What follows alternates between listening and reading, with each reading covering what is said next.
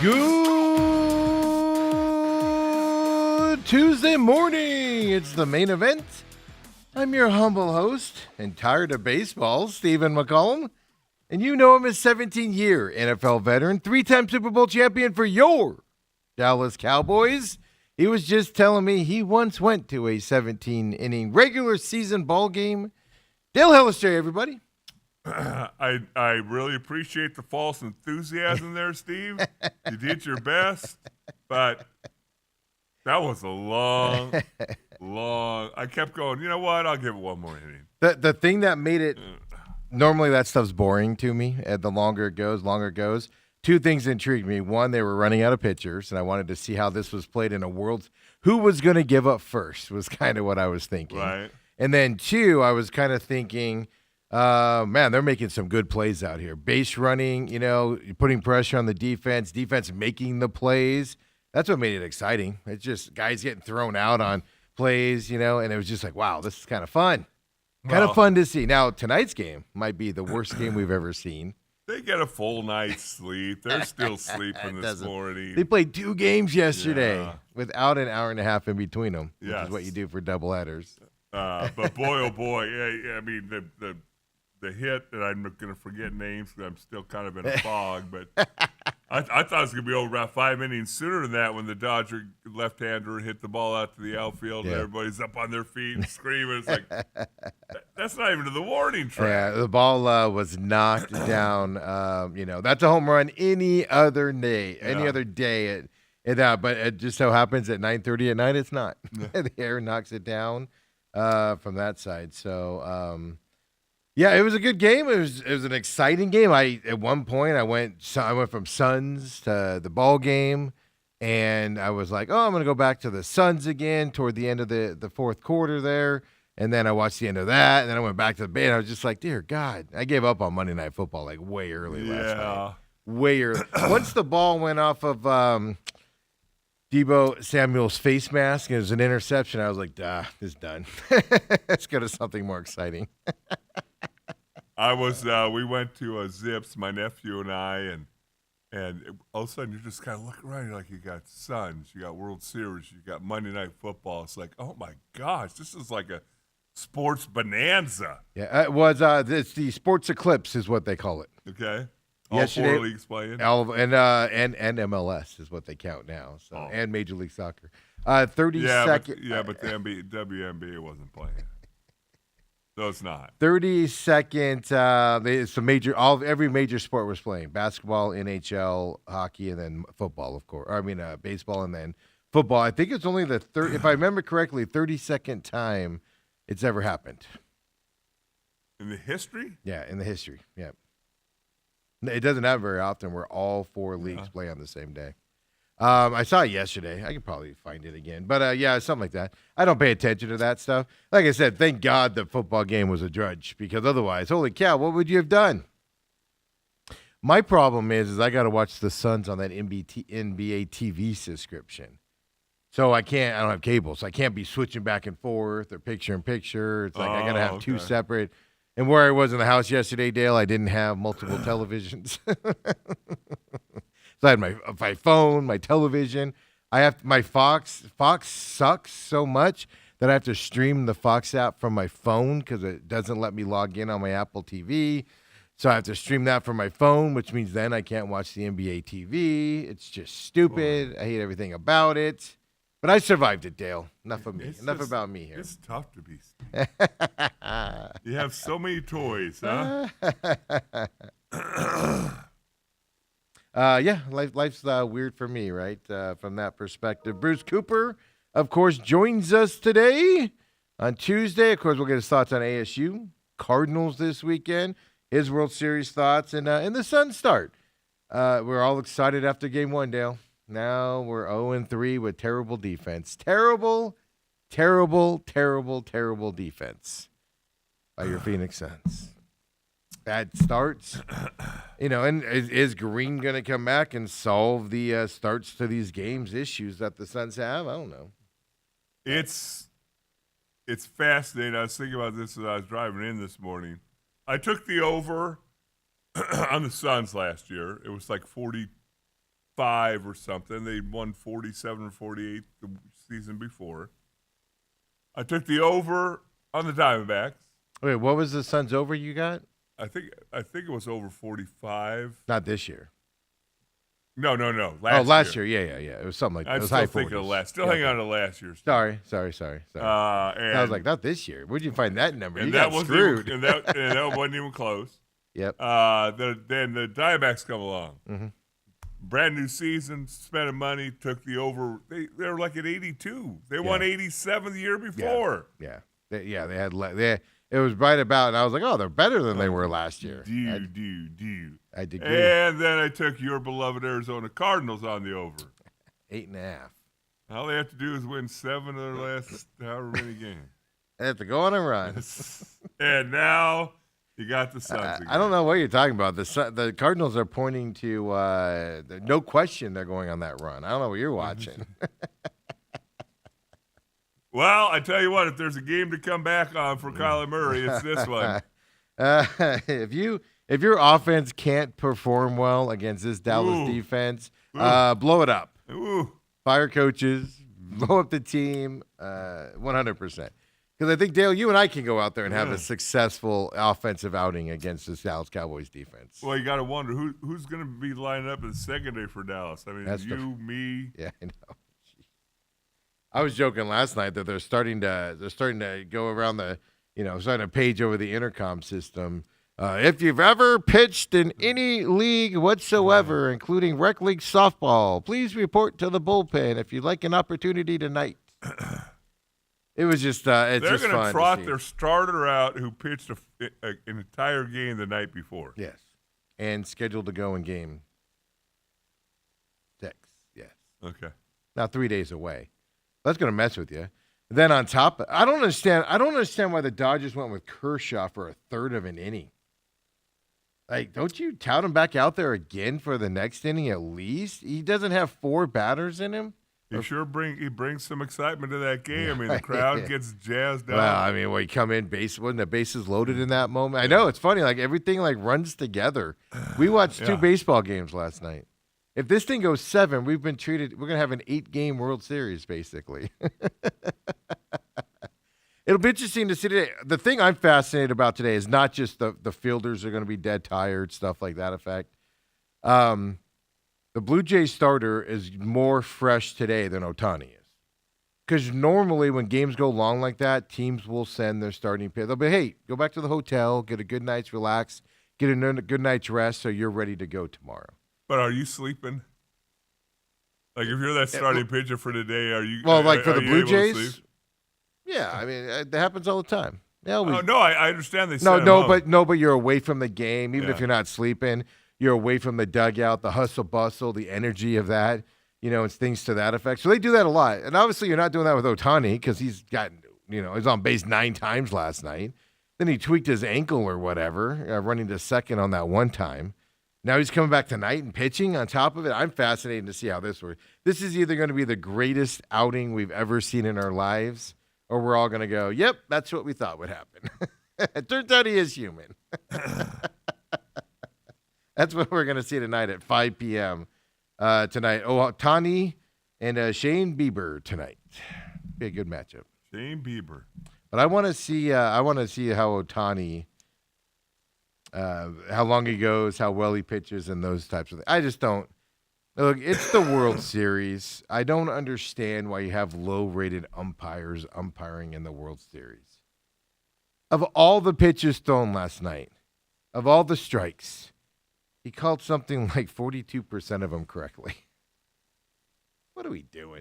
Why do we have the worst umpires on the planet umpiring these World Series games? What happened? Why is it the best? Like, at least football will do okay. You were the best rated crew this year, so you're doing the Super Bowl. And Major League Baseball is like, yeah, that's all right. Here's your participation trophy, and go get them in the World Series, Tiger. I don't get it. That home plate umpire, because obviously I don't have a dog in the fight, but it seemed like as the pitcher's facing home plate, the right side of the home plate was was a ball. Yeah, All. and I don't have a problem if it's consistent. And it was consistent for a while, and yeah. then it started getting all Well, squirrely. he was tired, Steve. He was saying. Usually umpires want to get out of there themselves. They're like, man, I had a hooker back at the hotel. I got to get out of here. He's That's where expensive. you're going. That's where you're going. Wow. That sounds like something umpires would do, Wow. doesn't it? Especially in L.A., probably. Wow. Yeah, you guys know what I'm talking about. You guys have been in L.A. You know what I'm saying. How do you find hookers, Steve? I don't know. These days? Is there a number? These that you days, call Tinder? Steve? I don't know. Tinder? Bumble? I don't know. Hey, Aren't those dating apps? Robert says, yeah, exactly, Dale. Dating apps. Robert says, big question today is, will they pitch Ohtani at all? I don't think you have a choice. I agree with you. Kind of waiting to hear, but I don't think you have a choice. Well, how taxing is it to put all your stuff on, to walk up to the plate to take all your stuff off? My favorite part about that is he'd walk up to the plate and do his pre routine. Yeah. It's like, dude, you know you're getting walked right now. He Why- does his whole pre routine, then he has to take everything off and put it down. Yeah, but you know the one time he goes up there without that stuff, Yeah. they're pitching. Well, you should be able to just look at the manager. The manager should say, just point. You're going to first base. Well, no, that's what they do. When they walk out, you go bloop. Like the first time he was walked, I mean, they did it before he even left the on deck circle. They were like bloop, and he still went up there and did his routine before he walked up to first. By the way, we need to have this discussion. That's the stupidest rule on the planet. Why can't we throw 4 pitches to somebody and make him go to first? Because that's 2 or 3 more minutes to the baseball game. Stupid Steve. though, but mistakes can be made. Now we're just all bleep. How weak is that? That's softer than LeBron fans out there coming at me on Twitter last night. That clown. It was just funny. But yeah, it'll be interesting to see tonight what happens. But I mean, how bad? I mean, Ohtani was limping hard. He did something to that ankle lower leg situation. Running to second, he pulled up quickly. I was listening to it with the sound off for the most of the game because I don't particularly care for those announcers. You don't like John Smoltz? You are tough. John Smoltz wasn't the big issue. So I turned the sound down, so I wasn't listening to it. I saw him limp up there, sliding into, going to third where the guy reached out and grabbed the ball, the grounder there, and the umpire called him out. And I was like, dude, he was safe by a mile. Now he was out of position, but still, it's like, oh my God, I can see that sitting here on my couch. On my 32-inch television. You over don't here. have a 32-inch. You're right. It's probably a 24 if I remember right. I don't know. Circa. It's one of those projections or projects out from night. I'm cheap. I don't buy new TVs. They're all old. I just keep them forever. Hey, don't be jealous. Don't be jealous on that, Dale. You know the guy watching high definition cameras on old TV. It's amazing what you can see out there. It looks kind of like I'm playing Atari or something. Everything's pixelated and graphics out there. Your Commanders are terrible, so that's good.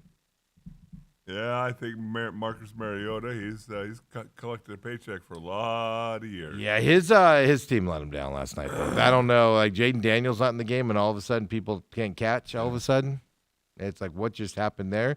I don't know. Are the Chiefs back, Dale? That's my big question for you here. Are the Chiefs back?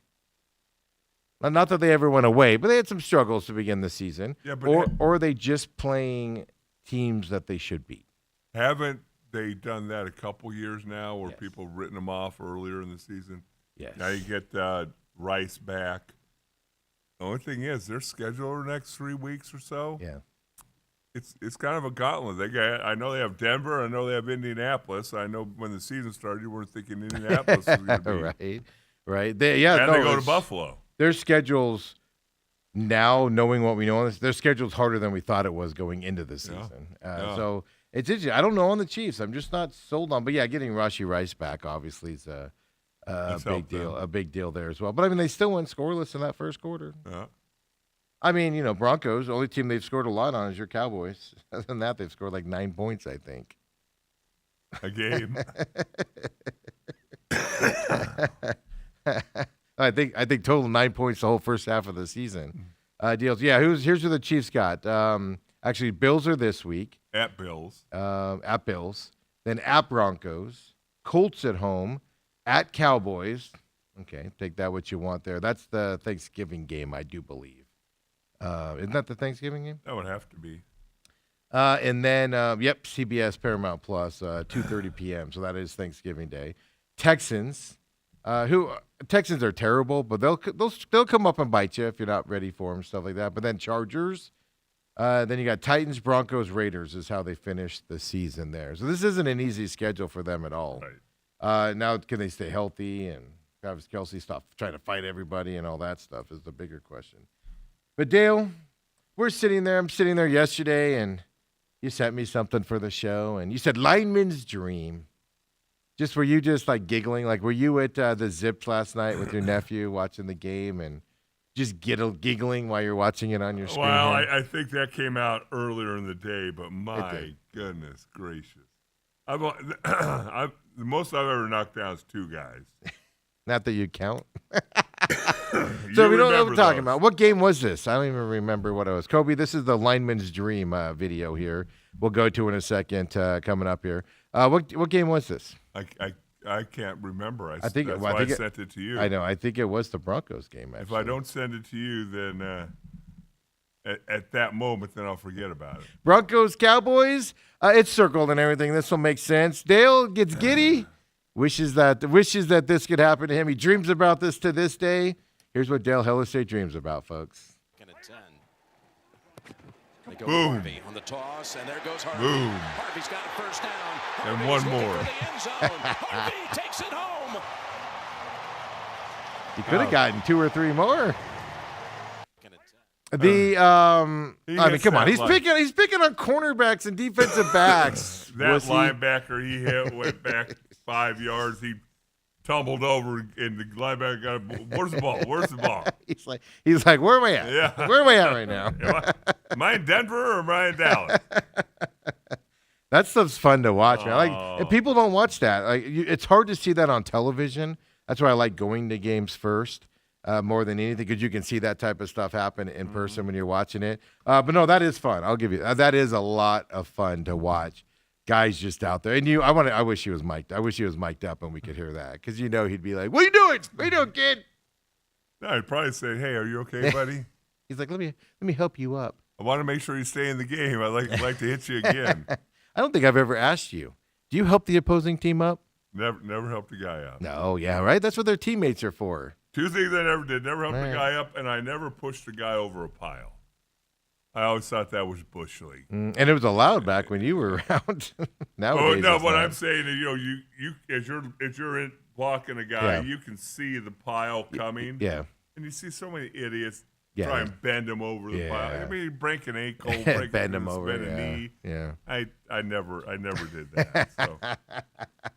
I can just, Dale's like, they put their hand up, and Dale's like, "Get out of here, kid." I agree with Terrell Suggs and Ray Lewis on that Ravens defense on that.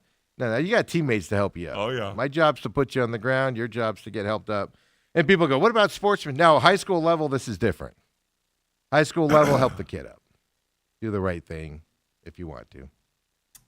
Depending on your coaching staff. But in the pros, no. My job's to put you down. I did my job. Your job's to get back up yourself. Yeah. It's funny because watching that block, there was one time we were playing the Raiders. A guy named Matt Millen was a linebacker, and I came off a double team and got into him, and he's about 260 pounds. He played for the Raiders? Yeah. Okay, geez. I always associate him with Detroit, but yeah, because that was that was afterwards. Yeah. But got into him, and I was driving probably 5 yards down the field, and I didn't know where the ball was, and all of a sudden he starts swinging at me, and I just kind of pushed him. He goes, "Hey, when I stop, you stop." I looked at him, I said, "How the blankety blank do I know when you're going to stop? Shut up." Exactly. When I stop. Well, this isn't a dance, sir. Yeah, he always seemed a little weak there when he was GM of the Lions. He always seemed like there's my shot at Matt. I'm still scared of Matt Millen to this day. He's still a big giant human being. That's funny stuff here. So so only 2 for you, huh? That's it, you slacker. Yeah, my job's done. I get a second guy on the ground. See ya. You fall. You then like trip afterwards, so you don't have to keep going. I ain't chasing the running back. I was saying you're not running down to celebrate the touchdown. No, I'm getting ready to have to snap. No, the you're extra point. you're different. Well, you still got to run down there to snap the You ball. don't gotta run down. He's gonna Slow go down, jog. do his dance. Everybody else is celebrating Yeah. with him, and Dale's just like, I gotta take my gloves off. so weak out there. I'm still laughing. Geez. So I don't know. I mean, we'll talk to Bruce Cooper about the World Series. Interesting stat out of the World Series last night. Stop having Brad Paisley do the national anthem. Did you see this I stat? did not see the national anthem. Well, I didn't see the national anthem either. Gonna watch that stuff or anything to that effect. But Brad Paisley has sung the national anthem for 4 World Series games.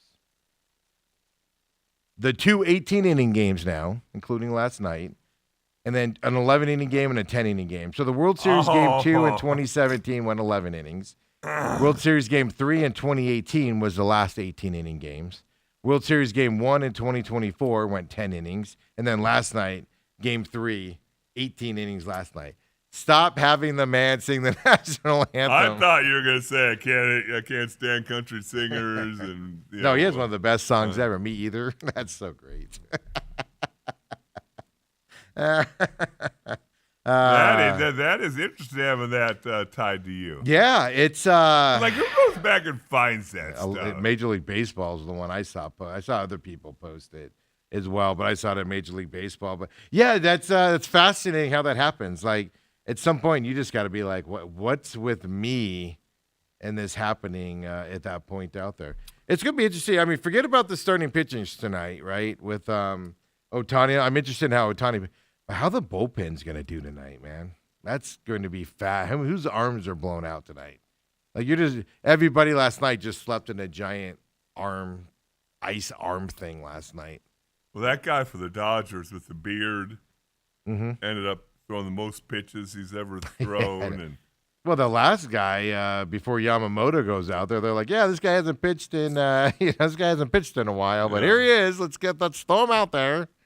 It's just like what and you got to give kudos to the Dodgers crowd. They come late, they leave early, and they stuck around for the most part. They did. Mary Hart stuck around behind home plate. Who's Mary Hart? She used to be what was that TV show she used to do? One of the news shows. Yeah, but it was like Inside Edition or something like that effect and everything. That's the celebrity you pick out. She sits right behind home plate for every home game. Like that's where her tickets are. Dale, I'm sorry, but you can't miss Mary Hart. Come on, you know exactly who I'm talking about. Dale's pretending like he doesn't know how to be cool right now. He's like, "Oh, Mary Hart, I never noticed." No, I just think I saw quite a few other celebrities there. Yeah, they saw all left Magic early. Johnson there. He Well, was there till the bitter end. He's part owner. Still, he could have left early. He's got a vested interest in getting this playoff money. Otherwise, he's probably going to have to pony up some more money to float this payroll He coming could up. take his helicopter and watch the rest from home. He's like, if we don't win this World Series, I'm going to have to cut another $2 million check to cover some of this payroll. Some of this $168 million luxury tax that we're paying this year. We better win this thing and get this revenue going here. That's kind of crazy. They're paying more in luxury tax than the Diamondbacks. Yeah. Than well 5 or 6 teams. Well, yeah, payrolls. Diamondback. Well, it's the whole lower side. Diamondbacks, no, because they technically were 225. But in terms of the way their roster ended, yes, they paid more than that luxury tax, more than the Diamondbacks roster payroll was at the end of the season after all the injuries and the big guys went out. Yeah, it's just that's why baseball's coming to a enjoy this while you can. This is coming to a screeching halt. Salary caps come in, all of that stuff because of the Dodgers. It's just maddening and sickening coming up from that side. So, well, Dale, let's take our break here and let's bring the big man in here. We got a lot to talk about. I feel something. I feel a presence. Let's see how angry he is about Arizona State, Houston. If he's over it this time, let's see if he's happy. Kyler Murray's starting this weekend. In here. He's got the Suns over 50. ASU over 9. Yeah, Suns overtime defensive problems. We'll get his thoughts. Bruce Cooper coming up next.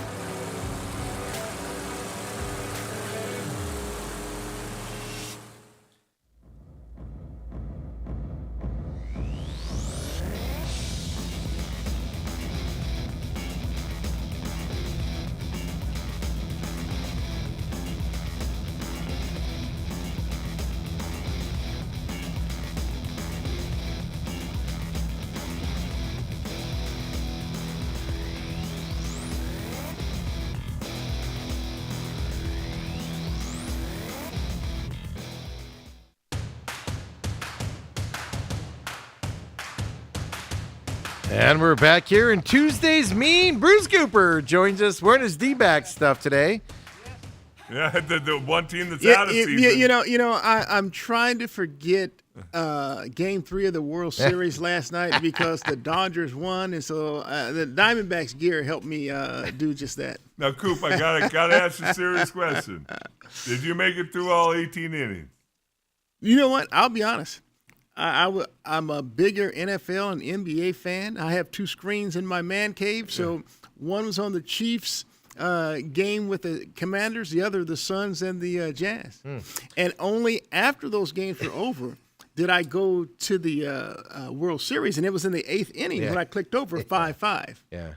And did you stay up to the 18th? Oh, absolutely. Yeah. Absolutely. Oh, you did? Absolutely. Got nothing else going on. He's Absolutely, retired. I did. I know somebody that said they fell asleep like in the 4th or 5th inning of the World Series, woke up and then watched the rest of it, like 11th, 12th inning on afterwards. Yeah, I'm a sports junkie. I'm going to sit there and watch them. But yeah, But you watched that Chiefs Commanders game, huh? I did. I thought maybe something was going to really happen. I had a 7-7 game at halftime. Yeah. I'm like, but Patrick Mahomes did his thing in that third quarter, so that was pretty much that. So I really started concentrating a lot of my attention on the Suns game, and they're beginning to tee me off. You two are bigger Suns fans than I am. I grew up a Lakers fan, and I always hated the Suns growing up and stuff to that effect. But obviously I've been here a long time and kind of rooted for them over the years. But you guys go farther back than I do on this. The lack of defense is just disappointing me right now. Well, I'll tell you, I think what fuels into that is Jordan Ott's proclivity to play people like Nigel Hayes Davis and Royce O'Neal. But isn't that him trying to find his lineup? Well, I look, he's this. Help you out here. Okay, look. That way, you look scrunched over there. You look uncomfortable. We don't need you looking uncomfortable with the sun stock here. Look, the thing that excited me during the offseason was the Suns' drafting of Kaman Malawak, Rasheer Fleming, and even Kobe Brea. But I expected Malawak and Fleming to actually play. Fleming 6'8" with a 7'5" reach. Malawak is 7'2" with a 7'6" reach. Look, they offer something that we haven't had during the Kevin Durant, Bradley Beal era. That's athleticism, rim protection, and length. If you're not going to use that to your advantage, and see, what really teed me off last night, for a majority of the game, the Jazz are playing, there's 2 7-footers, Kessler and Markkanen together. And Phoenix counters with either Oso at 6'11", or with Williams or Richard. And meantime, you have people like Nigel Hayes or Ryan Dunn or Royce O'Neal guarding 7-foot Yes. Markkanen. Yes. And so if you look at the advantage that the Jazz had on the offensive glass, I think they had 28 offensive rebounds. It was ridiculous. You know, amount, come on, man. And then the Suns were down by 20 points, and it wasn't until Oso Ighodaro and either Nick Richards or Mark Williams were in the lineup at the same time. He played them together, collective. That's how the Suns cut into that lead, got back into the game. Yep. But in the fourth quarter, he goes back to Royce O'Neal. Look, Royce O'Neal is effective when he's knocking down his three-pointer. And look, I think that he gets way too much credit for being a defensive savant, but I will give him credit on that late in the game. Devin Booker had a chance to make a second free throw, missed it. Are you talking? O'Neal got end of it, the fourth. shot it, missed it, and it was tipped in by Mark Williams. And that was the one that overtime. That was the one in the fourth. Right. But then, I just don't understand. Like Markkanen's having the game of his career, ends up with 51 points, and it's like they didn't even try to stop him. Look, it's a total mismatch. I mean, Yeah, Ryan Dunn's 6'7", O'Neal 6'6". I mean, this dude's 7 foot, Right. and he's smart enough to use his size and go inside. And so what the Jazz were doing, Kessler's 7 foot, Mark Williams is 7 foot. So what they did, they bring Kessler out to the 3-point line. That brings Williams away, and they put Markkanen down low inside. He's got the advantage. Exactly. And And the thing about Martin is he can also go out 15, 18 Oh, feet sure, and, sure and he hit a can. jump shot. But it's Jordan Ott. I thought him coming from Cleveland, where they played Mobley and why am I losing the others? They played two 7-footers together collectively. Constantly. Yeah, and so I thought maybe that's what we were looking at. I was kind of excited. He's not doing that. The Suns are 1-3, and there's a common denominator, a common theme in all 4 games. The Suns fall down by 20 or more, and they're down by that in the first half at halftime, and then they have to spend the second half trying to rally. Well, that worked opening night, but the last 3 games it just hasn't worked. I mean, you're putting yourself in too deep a hole. So if I have these 7-footers who and I don't know if you said you didn't watch the game, Nick. I saw the end of it. I didn't see the beginning. During their part. comeback, Nick Richards had like 3 blocked shots. Yes. I mean, he's protecting the rim, and so you can do that when you're playing those 2 bigs together because someone is home in the paint to protect, and so. But this is what's really alarming to me anyway, is that on the perimeter, there are so many dribble drives. They're getting to the basket too easily. And so they're You mean the Jazz? Yeah, well, Anybody- all 4 games. anybody they're playing They're comes getting up, to yeah, the the other rim team, yeah. way too easily. Yeah. And so their points in the paint and their fouls are just off the chart. Mm-hmm. The opposition is shooting like 40, 50 free throws a game. They're getting like 60, 70 points in the paint per game. Dude, at some point, Jordan Ott, man, you've got to rally the troops, man. You got to change what your game plan. Well, here's 52, their 4. 52 points in the paint for the Jazz last Here's the night. 4 many? scores. 52. They won their opener, 116 points they gave up, and they scored 120. Last 3 games, 129, 133, 138. Now, the 138 was in overtime. Yeah. But still.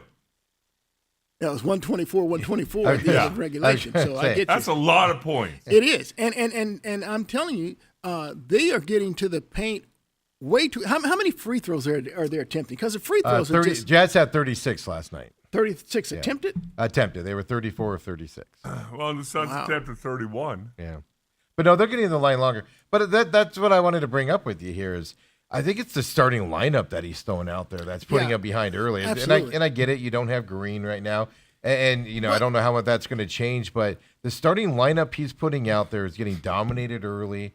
It's almost like they don't prepare, which is why I did not tune in, and I was watching the football game at that time, was because okay, Suns are just going to go down by a lot at the beginning, and I'll watch it later when they come back and do all that stuff. And it's just it's we're 4 games into the season. And I already feel that way.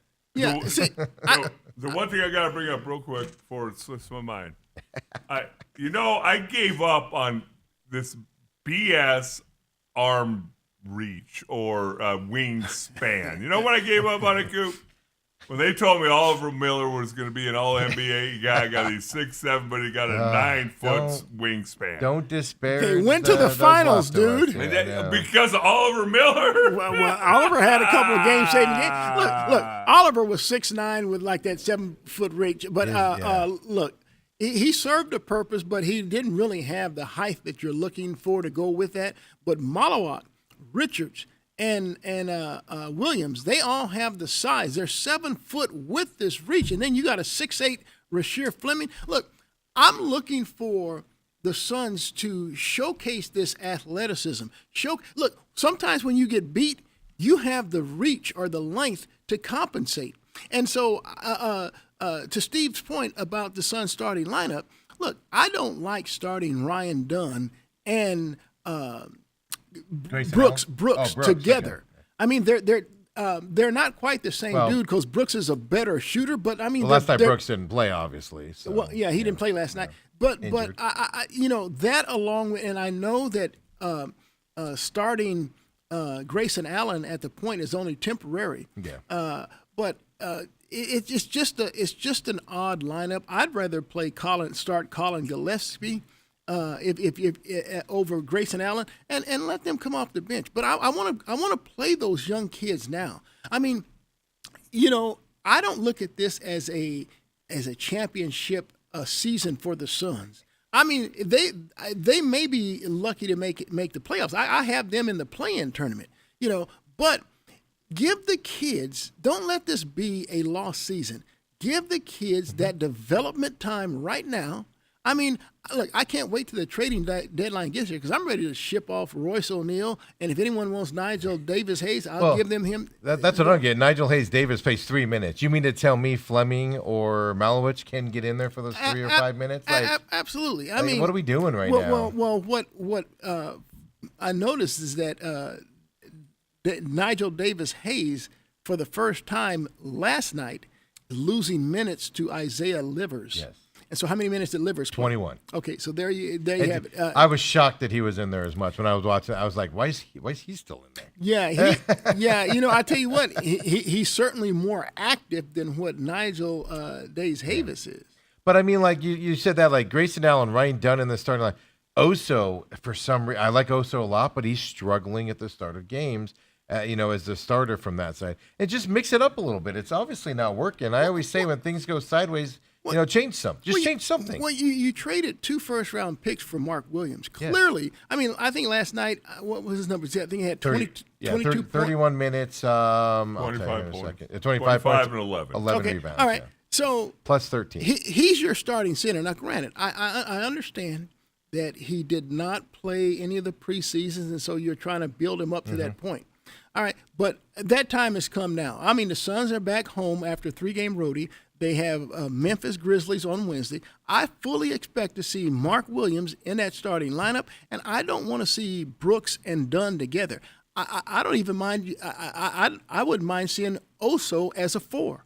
You start him as a 4, and Ryan Dunn can come up and back him up, or he could back up Brooks, and Fleming is that next guy. I think they're playing Williams off the bench because he's on those minutes, right? So they can play deeper into the game, and that's why they're not starting him. Or that's what they say. So. Nick Richards is a look. Then Ryan Dunn needs to sit, and you need to go with Nick Richards and Oso at the 4. Yeah. Give us some more size. Yes. Give us better rim protection. Give us better rebounding. Because it's just not working right now, and I'll be glad when Jalen Green definitely gets back because he'll certainly be able to get downhill for We're us. putting a lot of pressure on Jalen Green, man. Well, we are. We're like, it'll be better when he comes back. I've said this before, and I mean it. Have you guys have you seen Ja Morant with the Grizzlies play?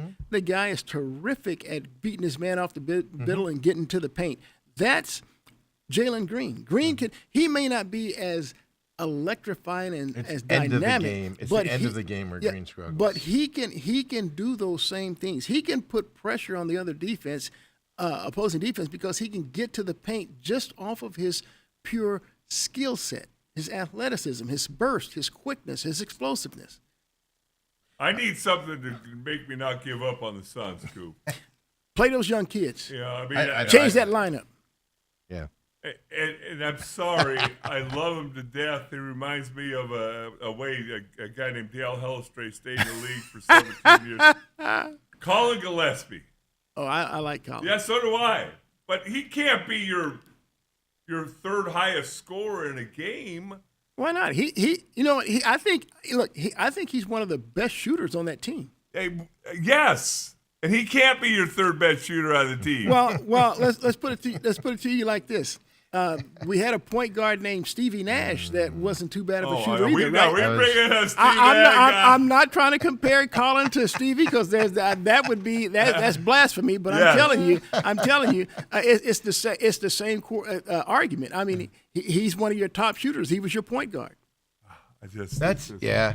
I mean, the other thing I know is when Gillespie goes, he played 32 minutes less, but when he's in there's an energy change on that team. Yeah, like we saw last year. He's a scrappy player, and then and the Suns started making their run. I think he hit 3 straight threes late in the fourth quarter to help get the Suns close enough to tie that game. And it's just I just sit here and I watch the lineups, the starting lineups, and it just, especially even in that first game, they were able to come back and win it. Sure, they were down you know. 20. And I figured they'd get blown out by the Clippers because the Clippers' first game was so horrendous, and I'm like, they have some pride. They're going to play well in their second game. They're not anywhere close to being at a level with Denver. I was like, that's going to be a disaster. Hey, look, but the Jazz are terrible, Yeah. and they to play that way against the Jazz was an alarming thing. Well, heck, the Jazz beat the Clippers. I do know that. But That was game one. That was that one yeah. game that. Oh, yeah. it was bad, I'll say this: in the West, I think the 3 best teams, in no particular order, are the Rockets, the Nuggets, and the OKC Thunder. You're forgetting. Oh no, you're sleeping on the Spurs. Don't sleep on the Spurs. man. But look, the Spurs. Wemby is showing out right now, no doubt. They picked up De'Aaron Fox late last season. We all saw what Stephen Castle can do as a rookie. But I still think that there's some gelling to do there. I would put Minnesota ahead of San Antonio. Really? I would. Yeah, I can't believe you have the Rockets. Rockets to me are the Rockets. old, slow. That's going to be their problem. They they- went from fun, energetic last year, traded all those guys out to get Kevin Durant, and now they've turned into an older, slower version. They of it. really only traded 2 people, Jalen Green and Dylan Brooks. And they traded a first-round pick that wasn't on their roster anyway. So they really returned that back intact. And so what they've done now, and we talked about this on the show before, is that the Rockets can cover, they have the personnel to cover Kevin's deficiency, so you can just make him that scorer. You can make him that dude. And so I like their roster. I know they suffered a big injury at the point guard position. Fred VanVleet is done for the year. I mean that's devastating. But I like their roster. I think the Rockets and the Denver Nuggets had the best offseason in terms of acquisition and adding to their rosters. The thing that worries me about the Nuggets isn't their team; it's their new coaching and their new front office that they brought in. That's untested, right? In those, when we get to the playoffs, things to that effect. I think Rockets will be there at the end. I just think that they're a step down from Oklahoma City Thunder. I don't expect the Spurs to continue what they're doing right now. But with Wemby and De'Aaron, they're unguardable. They're going to win a lot of games. This year, I agree with with you. Well, those how many guys if they games stay does healthy. Wemby play? That's the You know, question. does he play 50? Does he play 60? Does he play 70? Well, if he plays 70, Yeah. it's a lot of Look trouble. out. But I mean, even the Warriors, and now it's early in the season, Warriors have the oldest starting lineup, and it isn't even close. The Warriors? The Warriors. Yeah. And they started off good, but can they sustain that going into the season goes they, on? They can't. I mean, look, as great a shooter as Steph Curry is, I think a lot of his, dagger play. I mean, you expected it just about every night. The consistency of his daggers, I think, is beginning to wane, right. and I think his age is showing that. I mean, he's not nearly as lethal on a consistent basis as he has been. And so, with that being said, the Warriors are certainly vulnerable. I mean, Well, they're gonna end up being a 7, an 8, 9, Sure. 10, playing the Absolutely. play-in game at the end The, of the the, season. the thing I about think. your boy in Golden State is the fact that he still looks young. He's still got a baby face. he does. But those tires have had a lot of miles put on them. They've had a lot of, and I'm telling you, and when his shot's falling, when he's got it going on, I mean, he's something else. He's something special to watch. I mean, Jimmy Butler certainly brings an attitude along with Draymond Green to that roster, but outside of Jonathan Kuminga and maybe Pozinski, they lack a lot of, I guess what I'm looking for is offensive potential or offensive firepower. Yeah. It's just not the same. So you say the 3 teams you thought were the best. Have you any surprises in the West on the NBA side so far? Who would be? I mean, to me, everybody's saying the Spurs, but to me, I thought the Spurs were going to be good. I didn't think they were going to be 4-0 and dominating good like they are. But I did say watch out for the Spurs this year to make a run as the season goes on. So that's not a surprise to me. I know it is to other people. Well, but other than that, I mean, is there a surprise in the West so far? Well, early? the surprise to me is Good or bad, by the way. is the Dallas Mavericks on the bad side. Yeah. Adding Cooper Flagg to Anthony Davis, and because I know there's a lot of flack about them, that trade that sent Luka to L.A. But I just thought, you look at the Maverick size, Gafford,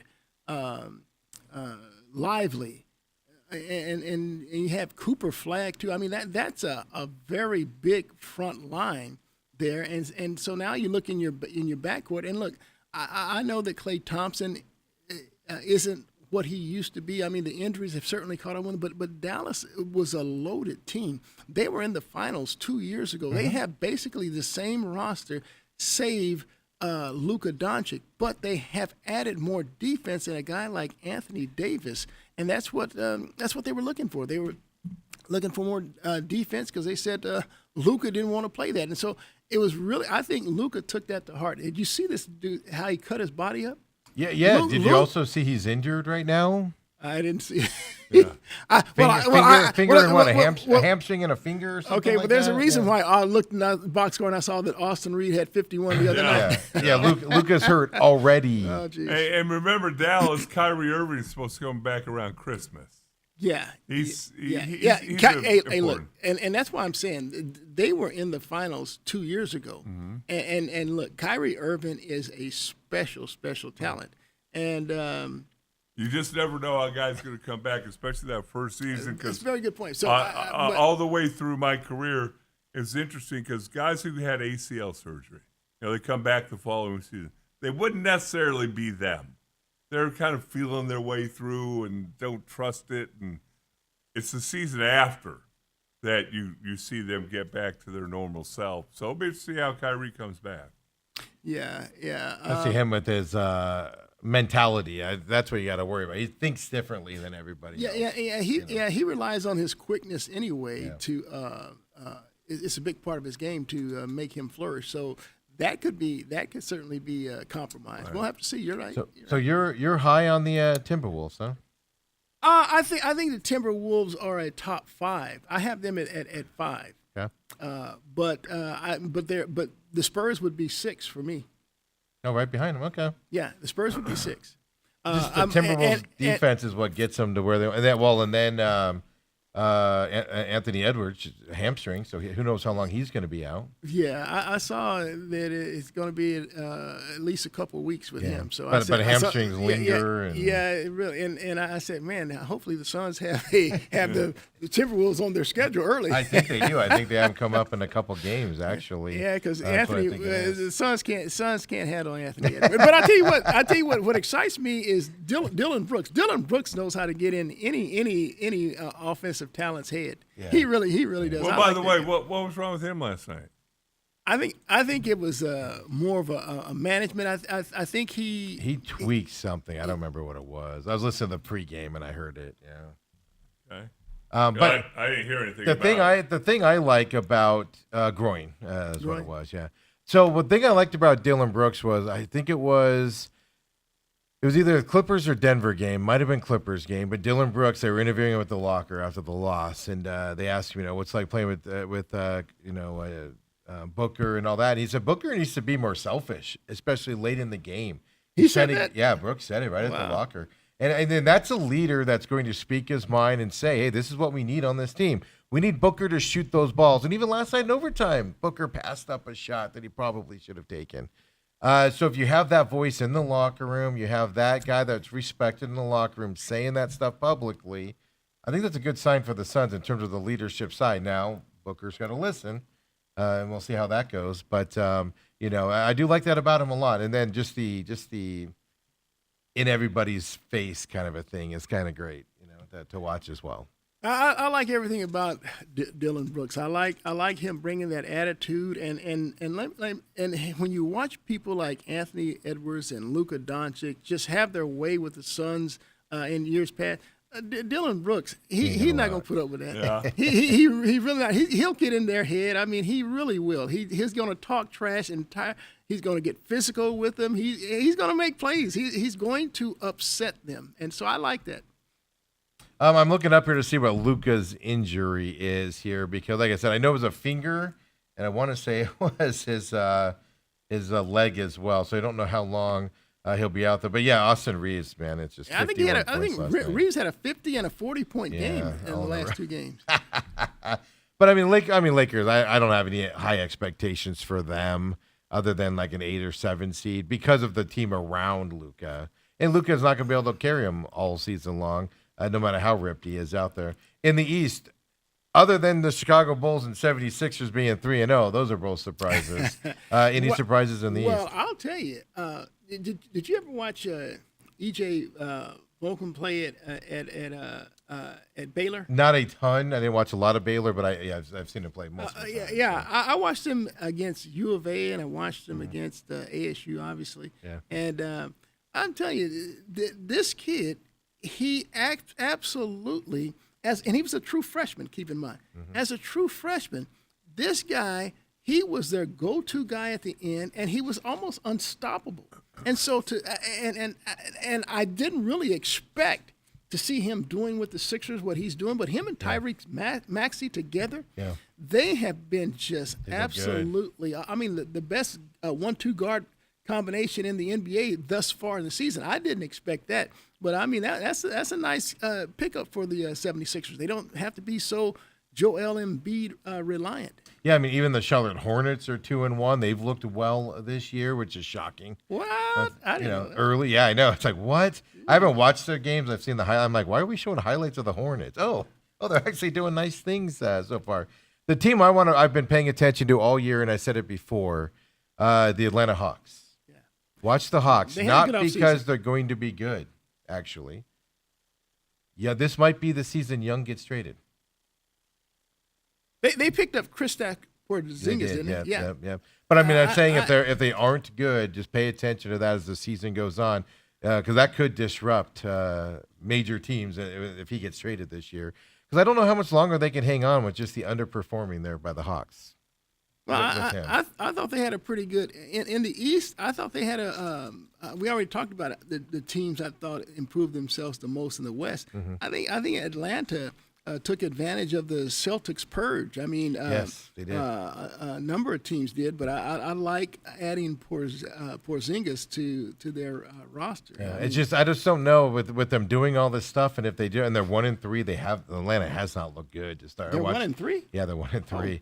I watched one of their games, and I was like, wow. I just don't know how much that longer. That is a surprise. I just don't know how longer that if they don't have a good first half. I just don't know how much longer you're paying Young to continue to struggle like they are. So just something to watch here when trade deadline comes and things to that effect. I'm sure they'll turn around. They do have chemistry issues because they're all playing together new and all of that stuff out there as well. But in the East, I mean, lots of surprises in the East. This is what I find fascinating. The East is kind of upside down.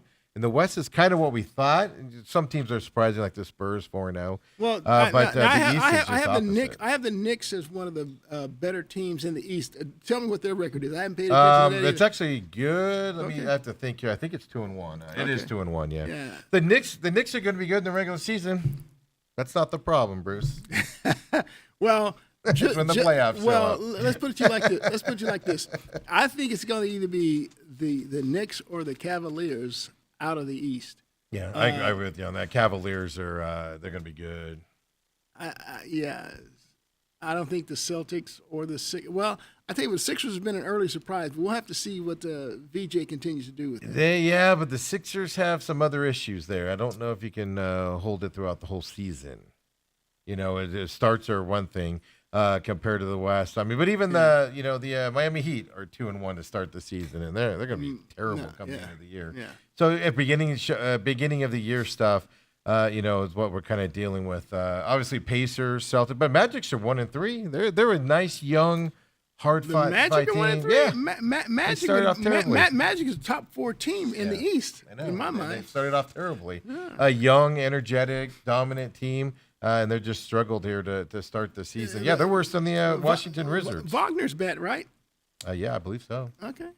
I tried to watch a Mavericks game the other day, one of their games, and I was like, man, this early start time's ridiculous. And I had other things I had to get done, so I wasn't able to pay attention to it. And these Eastern start times at 4:00, I need the time change to happen. Help me out a little bit. What happens Sunday? Unfortunately, I like the Pacific Coast time. So do I. No, so do I. But it just when it comes to trying to watch some of that when it's starting at 4:00 our time at times, it's like, my goodness, man, to get into that. So No, I like that Sunday, Monday Night Football ended at about 8:15, 8:30. yeah. Could you imagine? I even tweeted that out last night. It was 9:00, I think, our time, and I was like, it's 9:30, and I was like 12:30 Eastern time. Good luck tomorrow, folks. And it's like, what in the world is happening? Coop, you're old enough to remember back in the 80s, 90s, the Monday Night Football started at 9 o'clock Eastern.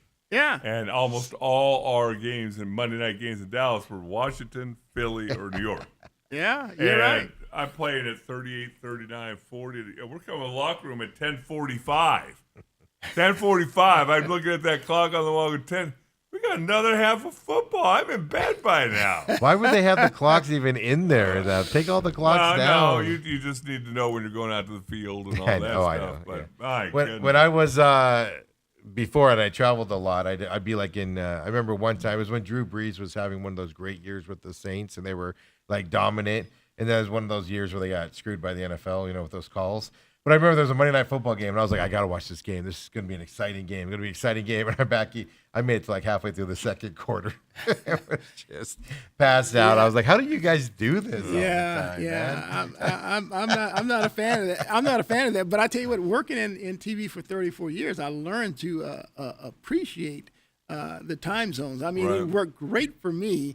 Because they have these exclusivity rights to networks, and so you can't really touch those highlights until the games have been completed. Networks off, and so you learn to appreciate the Pacific time zone because by the time you hit your late newscast, those games are over. When you're when you're doing those at 10:30, you're doing your newscast at 10:30. They've been over for 3 hours, right? Yeah. That is a good point.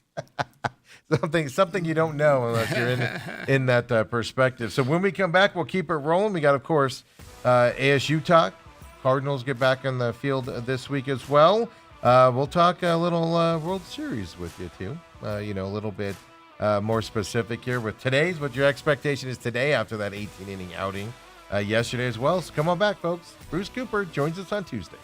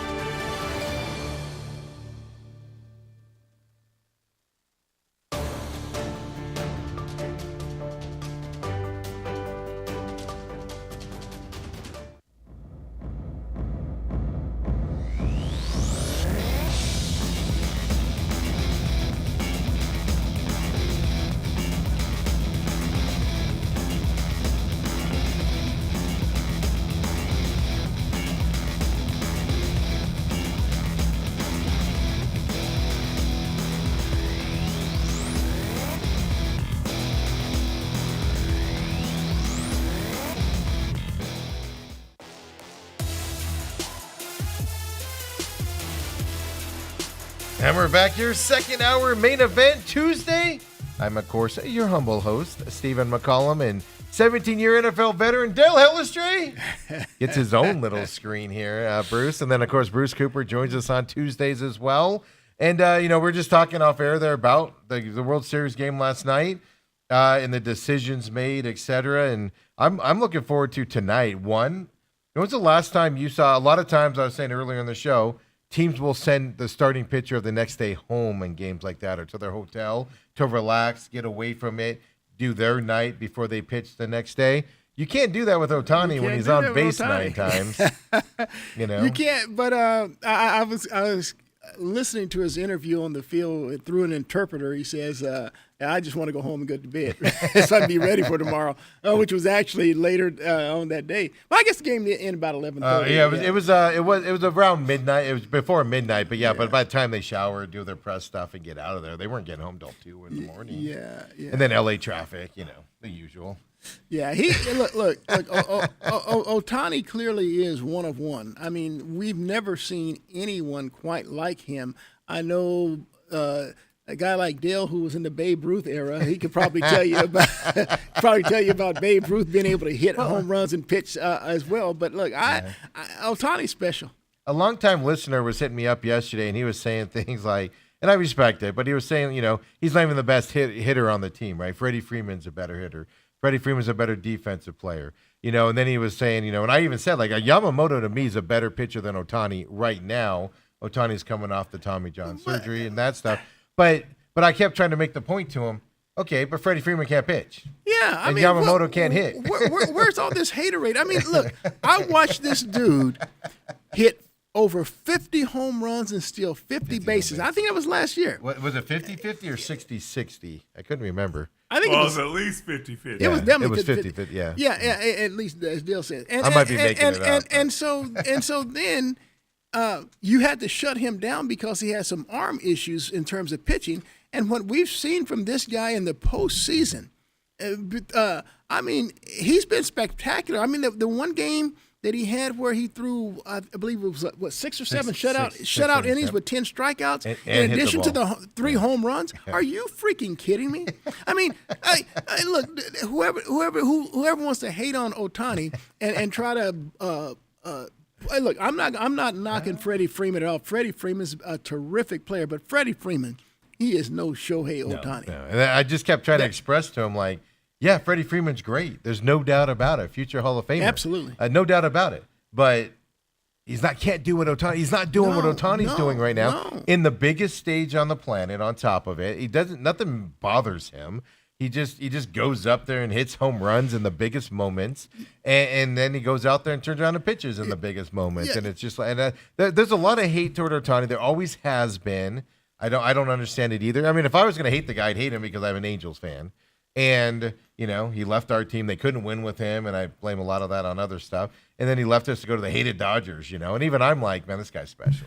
yeah. Look. I thought Ohtani was going to pull a Clayton Kershaw, a great regular season, and get to the postseason. I think he was like 1 for 20 at one point or something like that in the playoffs. But, man, since then, Ohtani is one of one, people. Robert said he has 63 home runs this year if you include the playoffs.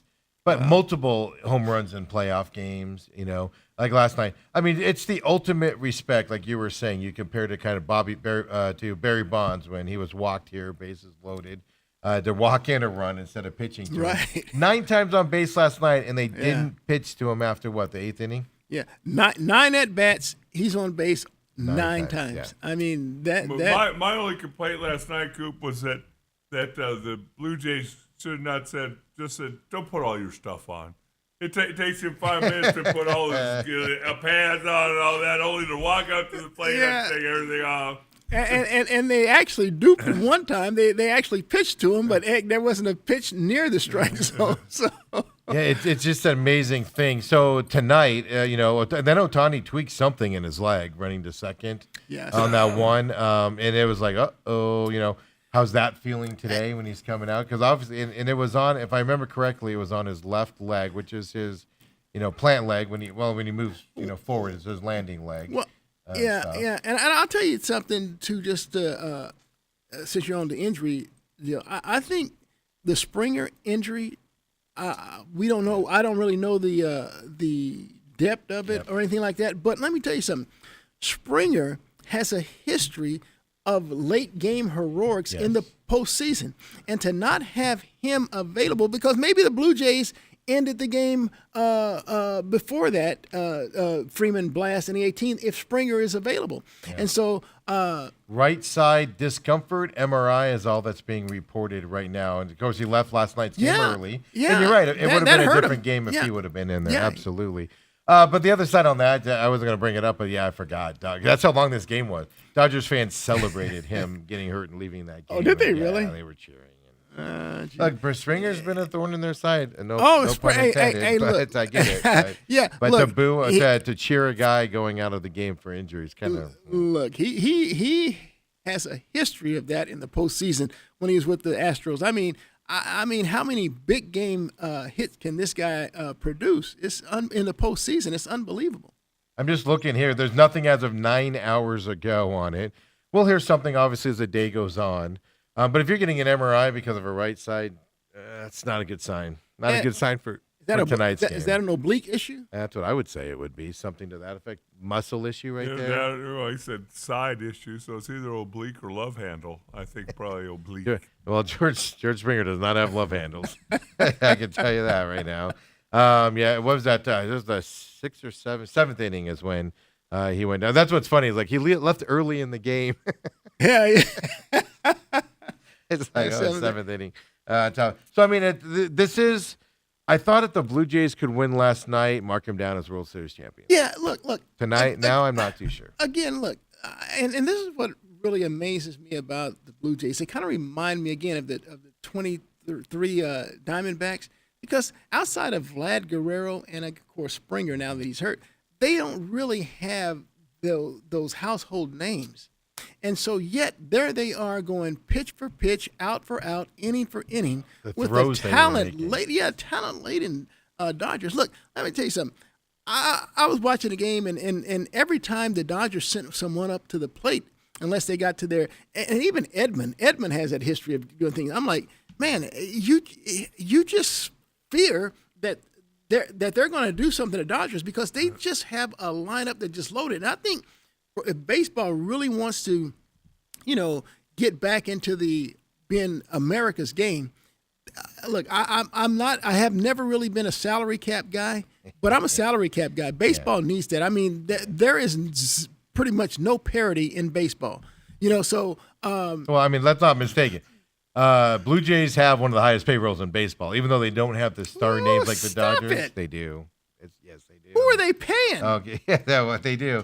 I'm gonna do MLB salaries right here. I'll prove it to you. Max Scherzer, I know, is probably getting a mint, but I mean, outside of Vlad, Springer, and Scherzer, who the heck is eating up they money? dumped a lot of money into that payroll for this year. Yeah, I know. Gosh, Yeah, so let's be careful on that. Saying they're a low caliber team. look, I'm talking about. I'm not household names. saying they're seventh. They're seventh household in the names. league I mean, right now. I don't. That is surprising. $255 I would million never have guessed payroll that. there. Who's their highest paid player? Well, it's because he just signed him. Vlad. Vlad Jr. Yeah, Yeah. I imagine it would be, but yeah, no, I know it's shocking. They pumped money into that. I'm stunned. I'm stunned. Because you're right. Every time they bring somebody up, yeah. So Vlad is the highest payroll, 28. Springer's second, 24, and then you get into the starting pitchers, Gausman and Scherzer, 23, and Scherzer's only at 15.5 according to Spot Track here. Jimenez is 10, and then Shane Bieber's 10, and then Adele goes down from that side. Versher is only 8.2. And he I tell you, can perform. I was not aware of that. Well, I get. I've changed Bruce's view on the Blue and Jays now. remember though, Otani's salary doesn't count towards the Dodgers' Isn't that payroll something? right either, now. either does 3/4 of Mookie Betts and Freeman. They're deferred too for a bunch of years. So yeah, Yeah, Well, I hope gambling doesn't hit baseball and baseball gets shut down. no, the salary cap. I mean, I do remember that. I was mad at Shohei. I think he got like a $700 million contract, and he's only taking a penny. He's taking the league minimum, which I think is $2 million, is what he penny. has to take. And he doesn't get paid out for like 20 years or something like that. Is when they start paying out. Yeah, so that Dodgers luxury tax record amount, I think it's $168.8 million or something, does not include any deferred money. Deferred money doesn't, because they tried to enact a rule where deferred money gets hit now for the luxury tax, and it was shot down by everybody. But that's a good thing that's going to come out of this is there's going to be the Dodgers are fundamentally changing the game of baseball. We don't know it right now, and I agree with you on the salary cap side, but you've got to protect the owners from themselves. Yeah. Easiest thing to say. And the other thing I do want to point out, I think you kind of alluded to it, Coop. I just like the way the game's being played. You don't see errors. You don't see sloppy play. It's just great fielding, great plays. You know, it's kind of a fun brand of baseball to watch. It is. It is. Look, the intensity goes up in the postseason, and I mean, it seems like the flair for the dramatics is certainly increases, and so yeah, it becomes a fun brand of baseball to watch for sure. Remember last year in this, the Aaron Judge was dropping routine bloopers into center field and the errors that they were making. I mean, last night, how many guys did we see make perfect throws? Yeah. To nail guys last night, and it was just fun to watch. I enjoyed it, which means, and I said it earlier, tonight's game is going to be sloppier than sloppy because everybody's going to be tired. Hey, can we move on to something else? I feel like arguing with Coop. Can we talk Cardinal football or something? We're getting to it. I got to get the non-argument stuff out of the way first here. But Kenny Dillingham, let's start with that first. Your thoughts? We let our thoughts be known yesterday on the show on that debacle down there in Tempe and the black cloud that rolled over the whole stadium, the whole ASU premise on Saturday night. So microphone is yours, Bruce. Man, I felt like I was watching one of those late Dennis Erickson or late Todd Graham units where, the yellow hanky just comes out all the time. I mean, they had, I believe, double-digit penalties. 12. And that's inexcusable. But 12 in big moments. Yeah, the one that hurt them the most, they are down 17-0 in the third quarter. Levitt throws like a 25-yard touchdown pass to Mateer. One-handed catch by Mateer. And it should be 17-7. But and there they was had a all flag. the momentum. Yeah, they had two guys in motion at the same time, and one of them on the outside receiver, he kind of flinched, and which meant that the slot guy now can't move. But since he did, they threw the flag, and I'm like, this is inexcusable because you took 7 points off the board, and so then you brought on your field goal kicker. I don't know what was up with Gomez. Jesus? Yeah, I don't know what was up with him. Celebrating that Big 12 special teamer of the week before. but he missed his second field goal. So now it should be 17-7. At worst, it should be 17-3. It was neither. It was still 17-0. And immediately, Houston drove the length of the field. Score is 24-0, and now you're going to the fourth quarter. Right. Down 24-0. I mean, that's like a 14-point swing that it was difficult to overcome. Another slow start for him. Now, on the first drive, Sam gets hurt. Looked like an upper body. We couldn't tell in the stadium. I thought it was his ankle. No, not on the first drive. He was running fine. When he walked off he to got the hurt locker twice. room. Yeah, the second time it was his ankle when he came out. But not having Jordan Tyson, everybody said it's an emotional letdown after that Texas Tech big win.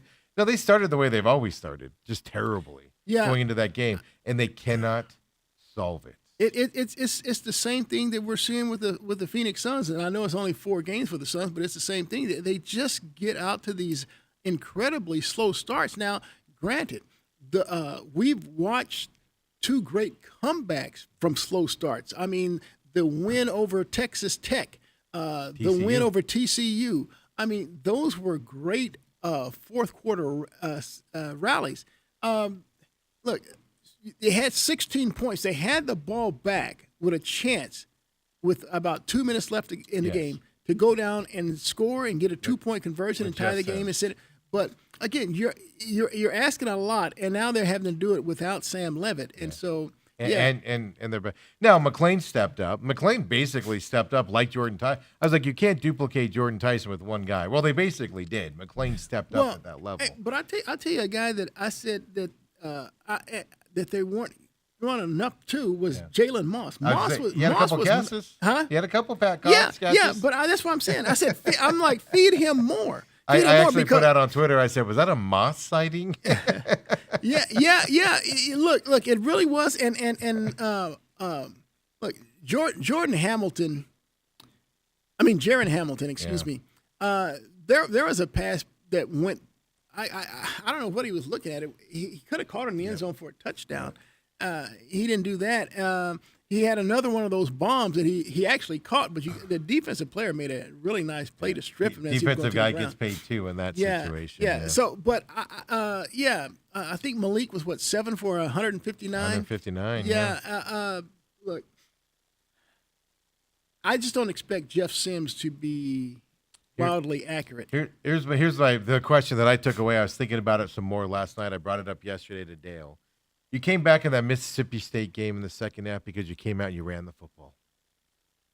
You've come back in these games because you've dominated and ran the football. Where was the run game in this game? Well, I'm gonna tell you not something. there at all. Nowhere to be found. Here's the. You know what was ringing through my head as I'm watching that game? Down, if you said that.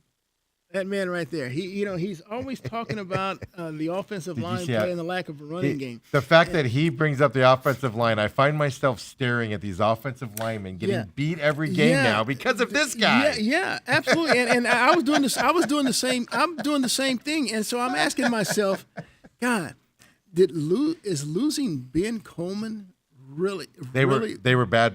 They were bad when Coleman was in there. Yeah, still, but not all the time, but they were bad. And here's the deal. And so you go from a fifth-year senior to a freshman. I think he is a redshirt freshman. Yeah, Hilton. That's a bit, but it's not just the center getting beat. No. It is. Their guard play is. They're not picking up stunts. Mm-hmm. No, they're getting beat. The defense. Some defensive lineman is in the back. There was a play I was telling Dale that I saw, where literally, I think it was Sam got the ball, snapped to him, handed the ball off. And 3 linemen were facing the handoff as the defensive guy was tackling him. Yeah. And it was just like he was basically there when the ball was handed off, and 3 guys are turned around looking at him. And it's like, how does that happen? Yeah, one of my big reasons for liking the Sun Devils to repeat as Big 12 champions is the fact that they were returning. They're too deep, pretty much their entire too deep. Yeah, lost nobody in the transfer portal. And so, but then I was looking at just looking at the injury report, and I know we haven't had the heart of their defense. I mean, Xavier Alford, he's like their ASU's Buda Baker. Mm-hmm. So they haven't had him since I believe the Mississippi State game. Yeah. See, without him, there was no Coleman, there was no Jordan Tyson. Who else was not there? Yeah, but other guys have stepped up. Yeah, they have. Look, Rouser stepped up until he got kicked out. Yeah, Jordan Crook he's been dominant back there. Number 8. They have, and that's Boogie good. Wilson has been dominant in that secondary. But something is missing, and I can't figure out what it is because every game is again they get off to a slow start. They were shut out for the first 3 quarters of this game. Yeah. And which is what's interesting. It's like they don't start playing unless they're down by 17. They did it in this game too. 17 was when they started to drive the ball. Right. Then that penalty was called back. They get down by 24. Okay, now we're going to start playing, and they make it a ball game to where one possession with 2 minutes to go, and it's like, can we just start the game 17-0 down? Can we I'm petition trying it? to put my finger on it, and what I keep coming back to is our inability to block and our inability to run. I mean, I like Raleek Brown. He runs hard. He does it. He was doing some special things early on, but man, though all of a sudden either the commitment to running or is not there because we fall down early.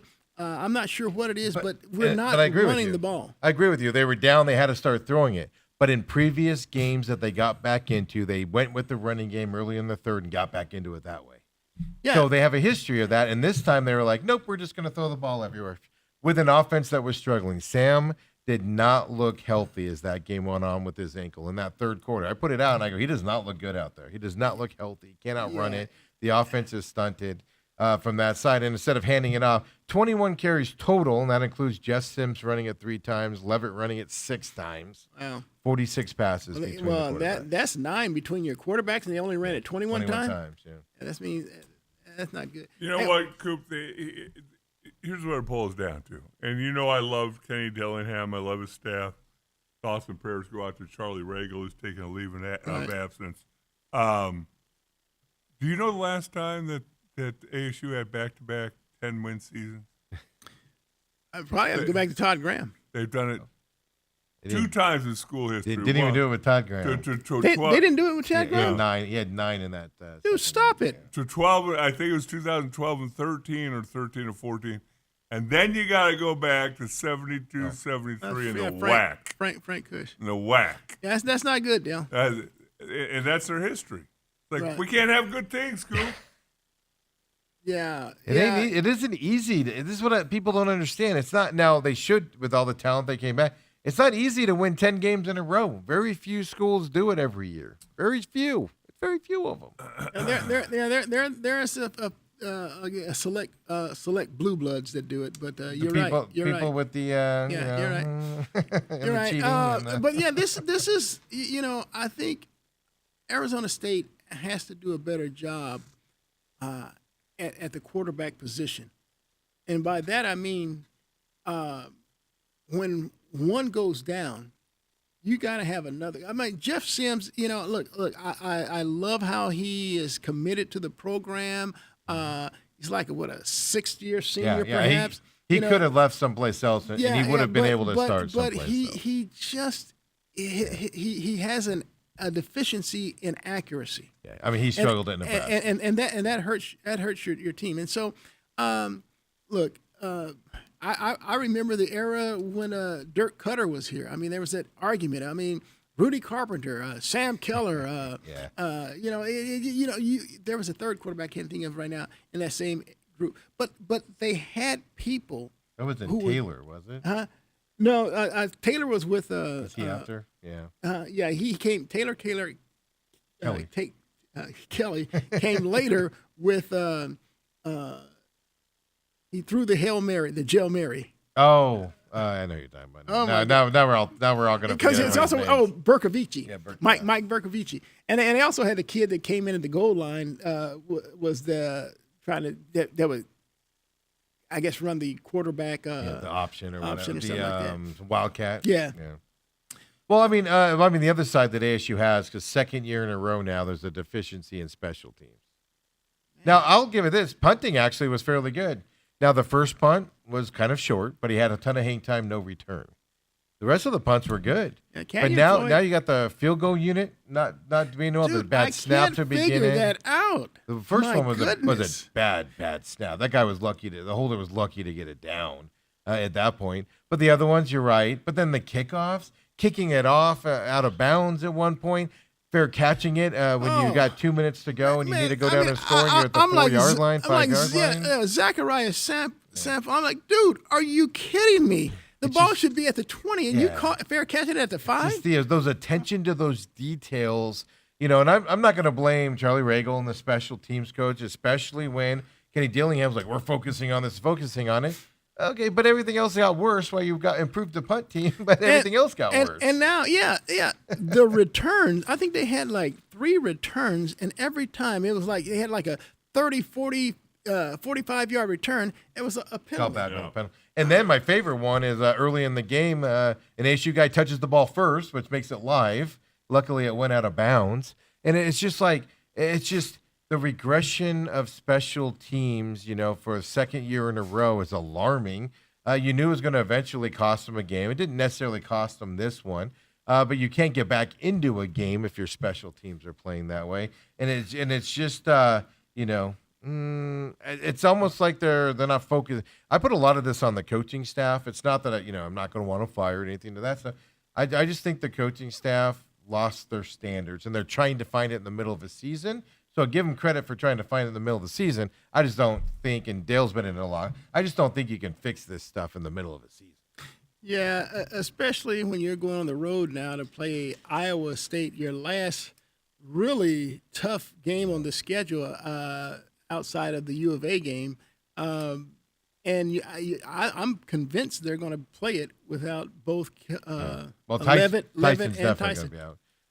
They haven't announced it, but Tyson's definitely probably going to be out because they're going to wait till the bye week. But I agree with you. I even said it on Saturday leaving the stadium. I go, we're going to be without Sam Levitt next week. Get him to the bye week and get him ready for the last 3, which I brought up to Dale yesterday. Is 8 wins in the season, if they get to 8, because they're 5-3 now. Let's say they win 3 out of their next 4. Is 8? It's a games disappointment. Is it a failure? It's disappointing because of their goals were a Big 12 repeat. Well, playoffs, to me, it's a fine line between disappointment and failure. So yeah, I'm going to call it a failure. Yeah. Well, again, so much of it's on the expectations. You guys, again, we could talk all about the ancillary stuff, but in my mind, you show me a good team, a double-digit win team in college football or in the NFL. Everyone has a good to decent offensive line. And it all starts up there. We can talk all we want about the quarterback play, but if you're running for your life, you're getting the crap beat out of you. You're getting hit in the backfield when you get the ball handed off to you. It's tough to run an offense. It really is. And again, I just look at both the Sun Devils and I look at the Cardinals. And I've been a defender of the Cardinals' offensive line for the last couple of years. I don't think that they got the respect they deserve, but this year I look at them both, and they're both woefully underperforming. Yeah, and it bothers me big time that I hear Dale's voice when I'm watching this, and I'm getting pissed off. I was sitting in the stadium, and I saw that one play, and I was like, gosh, I would have ignored that before, but Dale's harping in my ear all the time about how bad they are, and I'm noticing it. I don't like this at all. So, really quick, Kenny. Well, first of all, this will be Kobe. Really quick, this will be KD on being named, his name being out there. Obviously, some big programs are opening up. Kenny addressed that yesterday. He was asked about it again. LSU, obviously a big one. Things. I'll say this: if Kenny leaves, I don't think Kenny is stupid enough to leave to go to an LSU, a Florida. I think he's one of those guys that's grounded, and I'll tell you why I think that here in just a minute. But here's Kenny Dillingham's question on his name being out there for these other coaching jobs. Your picture's on the top of an Athletic article today speculating of LSU and Penn State. So have you told your agent, don't listen to anybody, don't answer? Do you listen? Where's your role in future openings? I'm trying to win as many games as I can here. That is my number one focus is our players, our football team, everything about us. That's simple. Like, I am so singularly focused on us to win football games, to become a better football team, this season. Like, that's my singular focus. That wasn't enough. Yeah, it really wasn't, was it? Well, come on, guys. Let's be realistic. That wasn't enough. Let's be realistic. He had one good season. He's had one good season. Okay. He loses this week. You really think You're Penn 5-4. State or LSU or who's it? Florida? Florida State? Whoever. Florida. Well, Florida State's going to open up too. You but really Florida, think yeah. they're going to come calling Kenny Dillingham? Well, let me put it to you like this, Dale. Let me put it to you like this. I think Kenny Dillingham would be, I don't want to use the word a fool. I'll use it. He'll be stupid. Yeah. I'm trying to find a more of a better euphemism. Yeah. Because all he has to do is look and see that. Look, Brian Kelly left Notre Dame. Mm-hmm. Left Notre Dame. And he was getting pressure there because when he went there, he's talking about national championships. Couldn't win one there. Yeah. They don't support me at Notre Dame. Yeah, and he went to LSU. LSU, where Nick Saban, Les Miles, Ed Orgeron all won national titles. He went there saying, I can do this too. Meantime, the dude that replaced him at Notre Dame Freeman. Yeah. It has Notre Dame in the national championship game last year. So for Kenny Dillingham to look and see that, I saw somewhere Les Miles' record was like 34-14. Mm-hmm.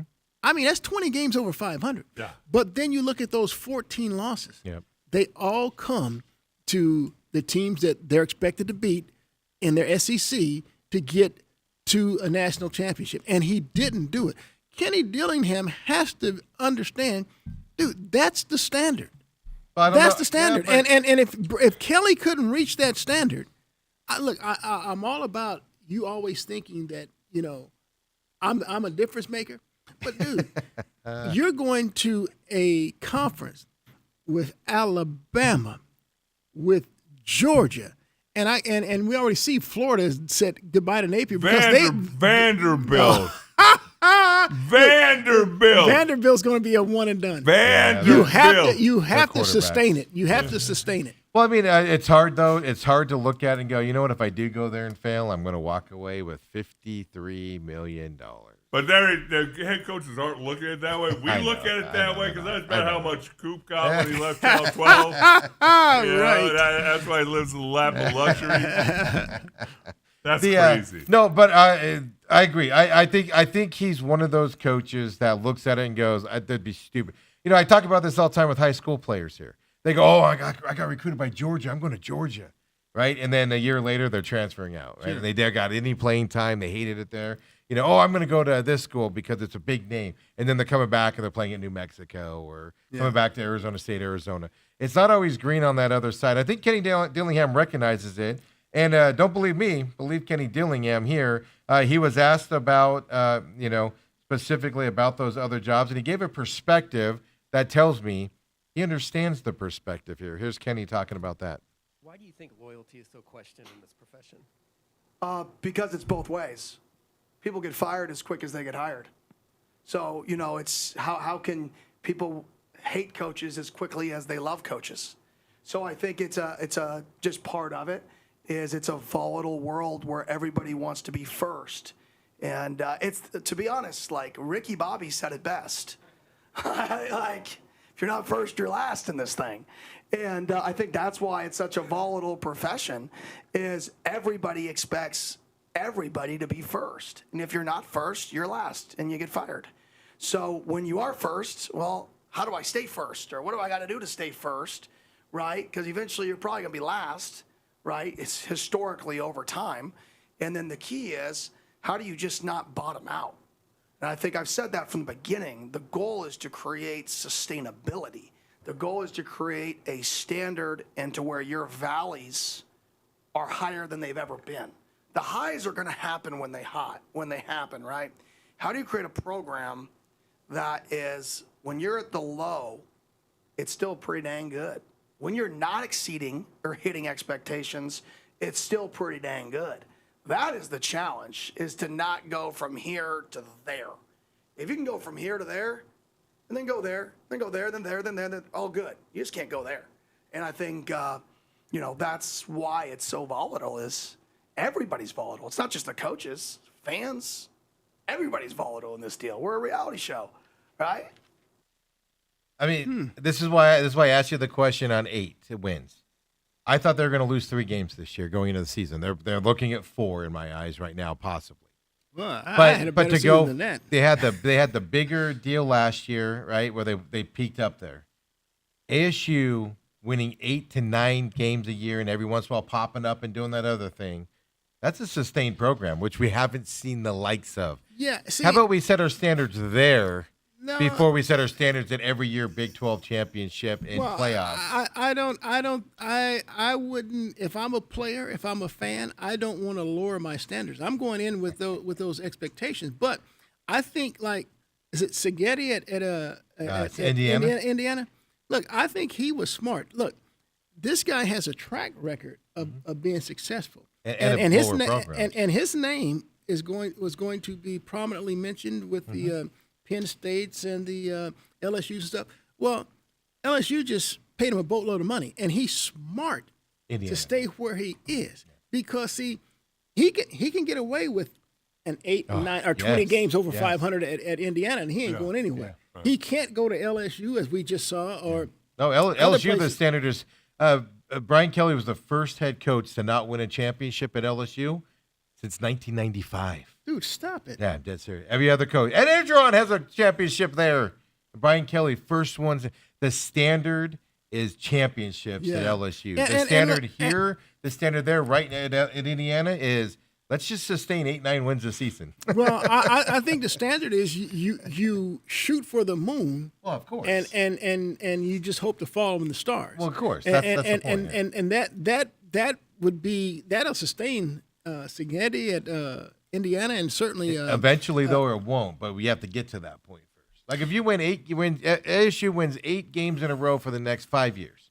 Eventually, people not are going to good go. enough. He's not good enough. You It's got to not. move on. He's not winning the big thing. Todd Graham found that out. Yeah, exactly. So there does come a point where you do have to step up from time to time. But, it goes to that thing. I make fun of the Cowboys a lot, right, Dale? And, they make a lot of money going 9-7, 8-8, 9-7 back, 8-8 back in the day, 9-7 now. And every once in a while popping their head up making the playoffs. Their fan base gets mad about it. Other people make fun of them for it.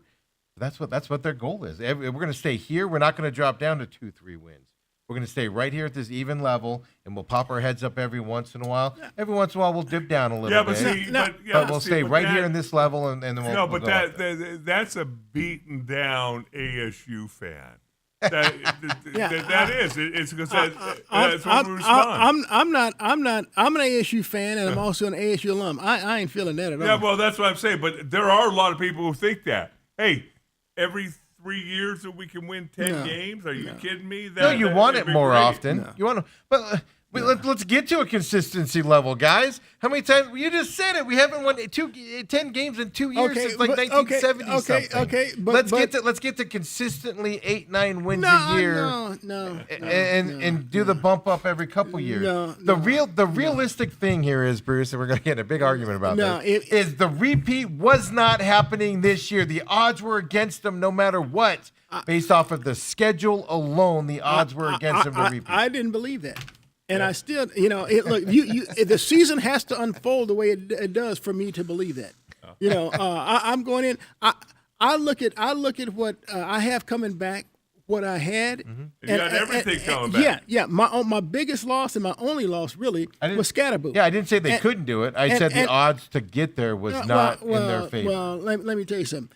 If you just go back and look at their 3 losses this year, only one has been a colossal blowout and a disaster. That was Utah, and that's the one game that you didn't have Sam Levitt, period. Right. And but that's the other side of this. The way they have played has been disappointing. Yeah, I didn't see that. I don't know where that's coming from. It's perplexing. Look, if you tell me that Houston is better than Texas Tech, I'll walk out of here. Yeah, I agree. I mean, it's just not going to happen. And yet that's what took place.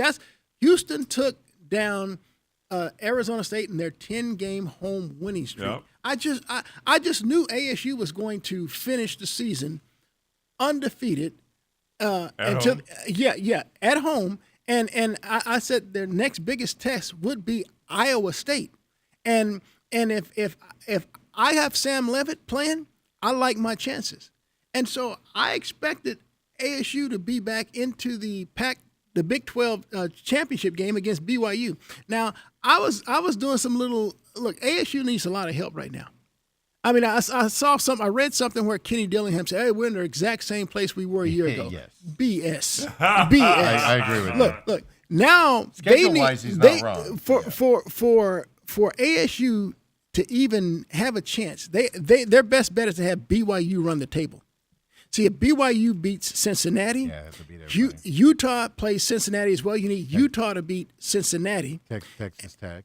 Right. And BYU to beat Texas Tech because you beat Texas Tech By the way, head did to you see head. Texas Tech starting quarterback just at season That ending? was a backup. That was a backup. Yeah. That was a backup. Yeah, okay. Morton hasn't been playing. That was the backup. So they need Morton back, the main guy back, because of the backup. Yeah. But that's the thing. Yeah, you're right. BYU needs to run table. But record-wise, they're in the same boat as they were last year. But remember, last year, the teams that were ahead of them, they played. Right. BYU, and they beat them, for instance. Right, exactly. You know, they beat the teams that were ahead of them. This year, they don't have that opportunity because of the way the schedule Right. falls. And And so- so that's why it's worse for them at that point to get there, you know, and you know, but you got to hype it up as your coach, you know. You Hey, gotta could get you there. show Bruce what ASU really needs? Can we show him that highlight again? The one from earlier? Yeah. From the offensive line. Hey, Kobe, it's the that NFL one we played earlier, Lineman Dream. Watch this left guard, Coop. If ASU could get a couple of these guys on their squad, the most I ever did was I knocked down 2 guys on one play. But when he gets this out here, watch. It's against the Cowboys, right? It was the Broncos Cowboys game on Sunday. the Kobe, Denver play it left when you guard. got it. Just Gonna tap. watch here, the left guard. See him circled. They go with Harvey on the toss, Bam. and there goes Harvey. Bam. Harvey's Bam. got first down. Harvey's looking for the end zone. And see, Coop, Harvey you're not takes it watching home. that. Well, so You're not watching. You're watching the runner. You're not saying, "Hey, I wonder how he got there." I'll go a step farther. Play it again, Kobe. Yeah. Don't watch the guy in the circle. That was RJ Watch Harvey. the other 2 linemen running with it. Look at the guy on the upper side running. Yeah. He's only on one guy. Yeah. He's got Slacker. first down. Harvey's He was looking more for the pertinent. end zone. Oh, Nelly! Oh, Nelly! Get up and get you one more. You had 2 offensive linemen in the second level. How there about them blocking. apples, Coop? Yeah. ASU could certainly use someone like that. They most certainly could. And you know, I noticed that they're redshirting a bunch of their freshman linemen that they recruited. Okay. And if you look at the average height and size of those guys, Yeah.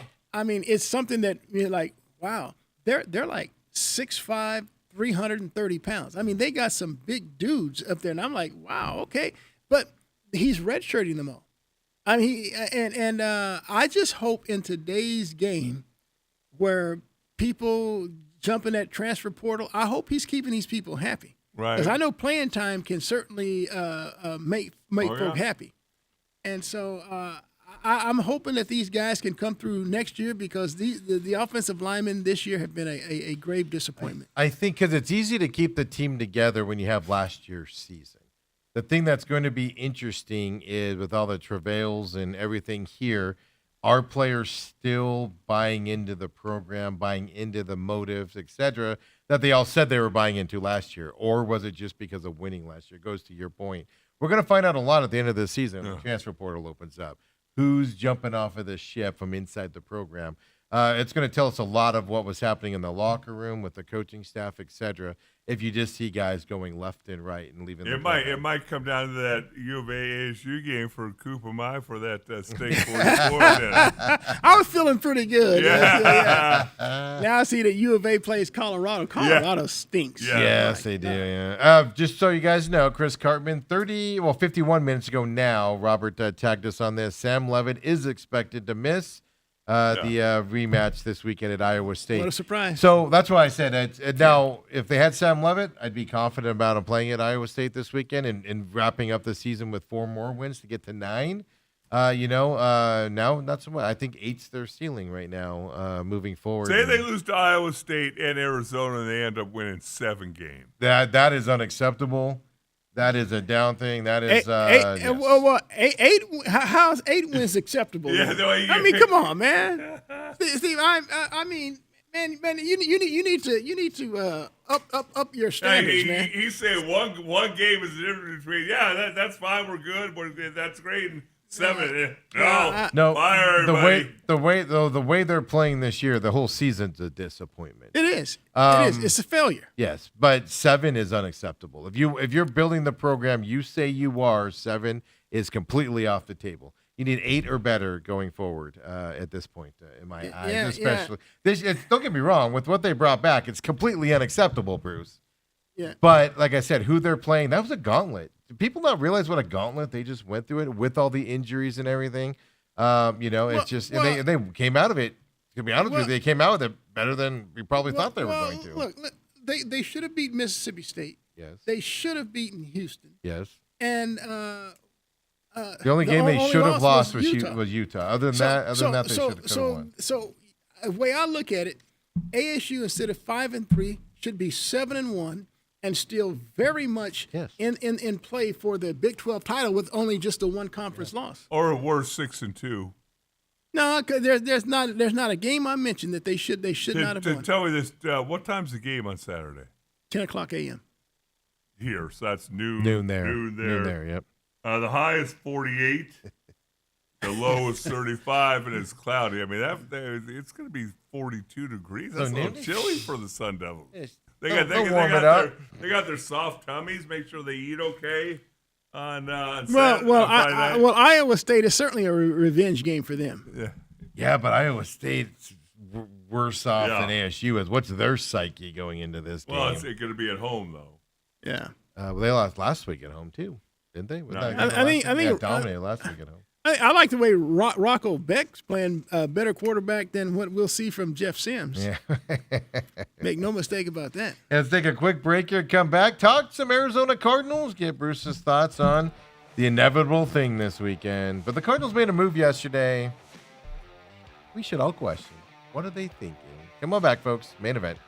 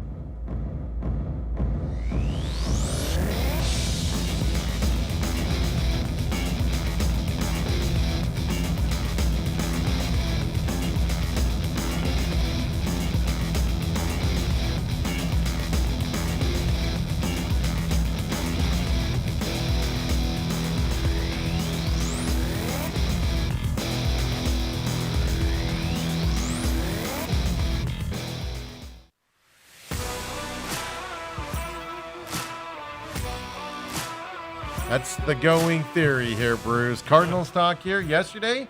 Cardinals released Michael Carter, the running back. I get it. He's a smaller running back. I like him a lot. I think what he can do is good. Well, he's bigger than Donovan Knight or Bam Yeah, Knight. Bam Knight. So they released him. But the problem is the room is so thin. You need running backs. You cannot go into a game with two running backs and expect to survive. I'm sorry. Well, who are there too? DeMarcado, who has a hand injury. We don't even know what his status Dude, is. DeMarcado, I thought they put him on IR. No. Did they? I thought they did. So he's not even eligible to come back. No. Well, if they did that, it's even worse then.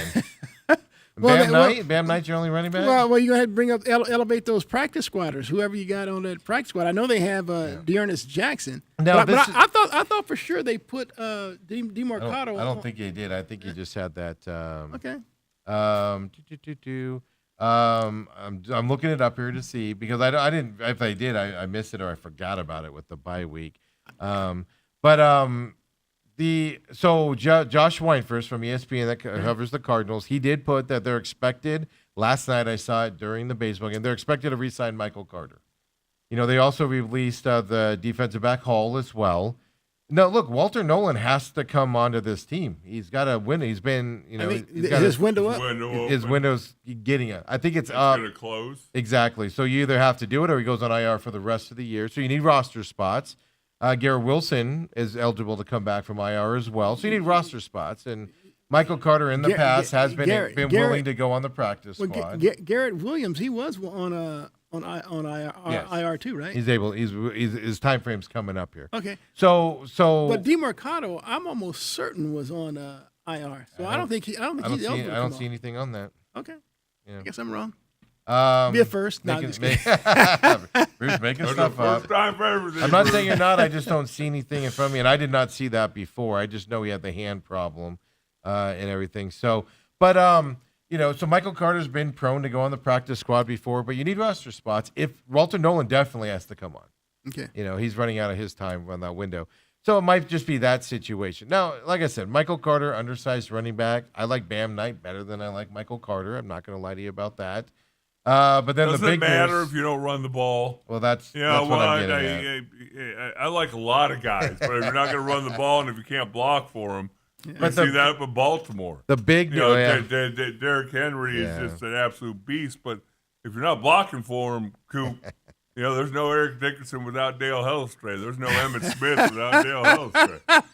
You know what I'm saying, Coop? I'm just going to let that float out there. I love it. We're just going to let that one float. There's nothing to be That's there. good. That's good.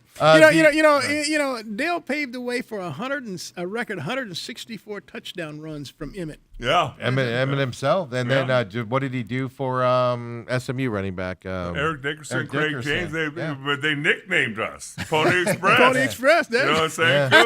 Coop? Craig James, Eric Dickerson, and Dale Hellstray. I think about this all the time on a side note. I'm just like, what was Dale in his life? Goes to the goes to SMU first of all, and has to block for those guys and play with those guys there. Then he goes to the Bills. And you're like, the Bills sucked back then. But his final year there, they go to the AFC Championship game. Block for And- Thurman, named Thurman Thomas. Thomas, Jim Kelly. He's playing with Andre Reed, and he was a defensive guy. Bruce Smith. Bruce Smith.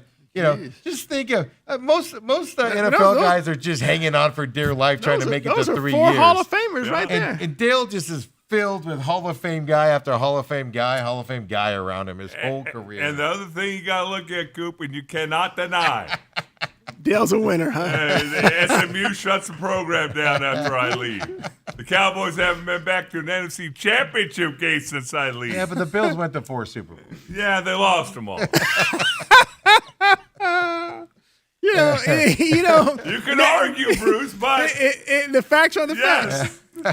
And that's the one common denominator we can look at. I was thinking about that like a week ago, and I'm just like, man, this. Damn, and he plays it down too. He's like, yeah, I'm all right. And I'm like, I don't like you this- played with how many Hall of Famers in your? Most guys are like, I played with a couple. I don't like the sound of all that. I mean, we got Dale's soaking up too much glory He here. doesn't even talk about playing with Andre Reed and Jim. Oh He my does God. Jim Andre Kelly a Reed little and I were bit. both drafted in the Yeah. 4th round. That was a hell of a 4th round. For It's the all Buffalo Bills. Cowboys this, Cowboys that, and I'm like, then he goes to Baltimore. He's a long snapper. You got Ray Lewis, Goose on there. I know Goose is not a Hall of Famer, but was a solid guy in there. He played with those guys on top. Like what are we doing? Got to play through tight end from Every other ASU. tight Todd end. Heap. Todd Heap.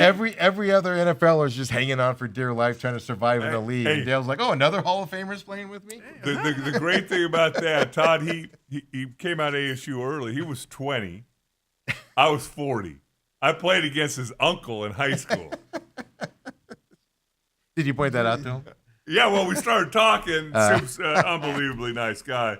And he's like, well, when did you go to Saguaro? And hey, my uncle went to Mesa. I'm like, okay. And then we started sharing. And But Dale's had too charmed of a life. I Hasn't know. He? No, this makes me sick. And then he complains because somebody didn't give him a hash brown at McDonald's one day. He complains about it. And I'm like, oh, life's rough, Dale. Life's rough. This is kind of nauseating. I think know, it that. really Coop, is. you need to do your It really research, is. my man. The good thing about it though is he doesn't talk about it a lot. Like he brings it up on the show, but it's not like he doesn't walk around brag, so you don't know it. But I just sit back and I'm like, God, like this is sick what he did and what he played with. out See, there. we need to change the subject. Let's go back to the Let's depressing go back to the Cardinals. Cardinals. Yes. That way Snoop pulls out. Oh, hey, Dale, well done, Dale. I mean, that is well done. Well done. And Dale's just like, I had an okay career. Kyler Murray is going to be back this Monday night. All indications, it's a weird week because they play Monday night. They did practicing yesterday. He was there with the first teamers. They're going to practice today, have tomorrow off because of the Monday night schedule. There. I know we talked about it last week, and as time has gone on, a week later, big game. You're playing the Cowboys, who gave up 44 points to the Broncos, who can't score out of a paper bag, even though they're winning. So there's hope for the Cardinals this week, is there not? Even with Kyler Murray? Well, I just hope that Kyler doesn't have a fragile ego, fragile psyche, or anything like that, because I know he's had to have heard the talk on social media, talk and from the media itself relative to Brissett's play and his play. You know, I hope he doesn't put a lot of undue pressure upon himself, because every game that Kyler Murray plays, since he's been drafted, I go in with the feeling that we have a chance to win. And I can't tell you, I've said on this program before, the glut of just horrific quarterback play, save Kurt Warner, save Carson Palmer, save Jake Plummer. It's been brutal. It's been brutal. And so I appreciate a guy like Kyler. At least I feel like I have a chance to win. Now, Jacoby Brissett, make no mistake about it, he played this offense much better than Kyler has. I'm talking about the Drew Petzing offense. Now, it's a deal where I think what endears Brissett to a lot of the fans and media is that he will stand in the pocket in the face of a rush. He looks like a quarterback. And deliver the ball downfield. Now, you'll never see him make those flashy, great plays that we've seen from Kyler Murray. But what we need from Kyler is more consistency. He let more flash, more consistency, and then the Cardinal base will be fine. So if he has this fragile psyche or fragile ego where he can't, he is letting all that chirp outside the field get into his head, then he could have a brutal night Monday night. And keep in mind, he's never lost in Dallas there at AT&T Stadium. This is the first time he's got somebody that could take his job. Absolutely. Because First time. And how do you react to that? When you go back and you look at the Colt McCoys, the Brett Hundleys, and the kid from Houston. Max Holes. Those guys never really Love you, Max. That was Dale taking a shot. I mean, never seriously challenged Kyler. Yeah. But this is the first time. But again, we have seen enough of Jacoby Brissett to know that this is not going to sustain itself. See, Jacoby has played against the Colts. They had a depleted secondary, and I'm taking anything away from it. Played against the Packers. Right. Both those games, he played really well. And look, Micah Parsons was just a beast in that game. Yeah. We had no one that could stop him, and yet Jacoby still stood in the pocket and fired the ball downfield. And so people are going to be looking to see, well, Kyler, how long are you going to hang in the pocket? Well, let me tell you this. He doesn't. It's setting up perfectly for Kyler if he's going to take advantage of it. Coop, you, Steve, and I are playing in the secondary in Dallas this week. They're so injury depleted, and they sucked before guys started going down. Yeah. So if he's going to do it, the one thing I can't stand, Bruce and Steve, is when I hear people, well, by the end of the season, they'll know if Kyler can play or not. That's what he says. You've had 7 seasons. You know that he's an above-average quarterback. No, what I'm saying for the end of this season is it gives Jonathan Gannon and Monty Ossenfort the cachet to walk into Michael Bidwill and say, Mike, this dude, he's not it for us to be able to win. I know you have a lot of money invested in him, and we have put him, gave him everything he wanted these final 10 games. And Mike, we need to cut our losses. I know it's your money, but that's our opinion. Okay, but now what happens? So if in fact that happens and he doesn't flourish and he doesn't lead this team to 4, 5, 6 victories, are they going to be the ones making that decision? No, I'm saying that I'm saying talking about the coaching staff. I'm talking about the coaching staff. No, I'm saying that if they don't believe, see, they were handed Kyler Murray. Right, I understand that. They were handed. If they don't believe Kyler Murray is that guy, But they I believed think it all along. I think these last 10 games give them some ammunition to take to Michael Bidwill and say, Mike, look, I know your investment in this kid, but look, we owe it to our fan base, we owe it to our locker room to get the best quarterback out there.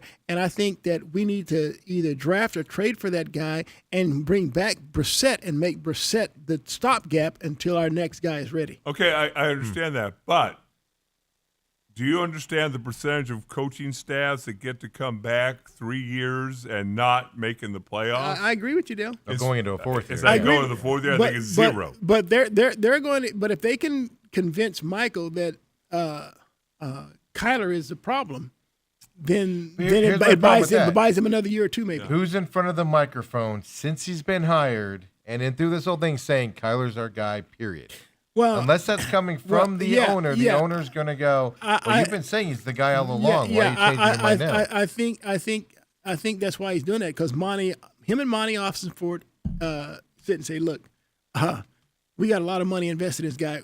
It's our job to go out here and make Michael Bidwill look good for that investment. Anytime you're trying to placate your owner, that's never a good Yeah, situation. well, look, it happens. It happens everywhere. I get I it. mean, look. It doesn't happen in Baltimore. Well, it's happened in Cleveland with what's my man's name, You know- Deshaun Watson. You know what happens? Bad teams is where it happens. Bad well, teams is where it Yeah, happens. yeah. I mean, there are a lot of teams out there. I look at the Jacksonville Jaguars. Their situation. I'm reading some stuff from their situation. Look, they're falling out of love with their number one overall pick, Trevor Lawrence. 'Cause- yeah. And so it's like, okay, Same problem, 4 or 5 years do you want to trade Kyler Murray for Trevor Lawrence? I would. Huh? I would. Okay. Did you say I would? I would. Oh, I would drive Kyler down there. Okay. Then Trevor Lawrence, well, you need an Okay. offensive line, but Trevor Lawrence, to me, does more things on a football field than Kyler Murray's been doing lately. Okay. Well, Jacksonville fans and media, they'll disagree with you. I'm sure they would gladly take Kyler Murray. So one man's garbage. Oh, yeah. One man's garbage No is doubt another. about it. Yeah. Look at Daniel Jones. Yeah. Nobody A wanted different Daniel coaching Jones. staff, different scenery. The Yeah, Vikings there were is like, we're something going to with that. J.J. McCarthy and Carson Wentz over you, Daniel Jones. Get out of here. And he went, all right, I'll go to Indianapolis. Okay, so tell me Wait, this. but you know what he has in Indianapolis? Let's ask Dale. Got an Lineman. offensive line and a Offensive line. running. And a running back. Jonathan Taylor is going to be. I mean, he's this year's Saquon Barkley. Yeah, because of that offensive line. Philadelphia's offensive line has regressed a little bit this year. Injuries. Okay, I'm going to read you the schedule of the Cardinals. I want both of you to tell me how many games they're going to win. I've done this so many times in my see. head.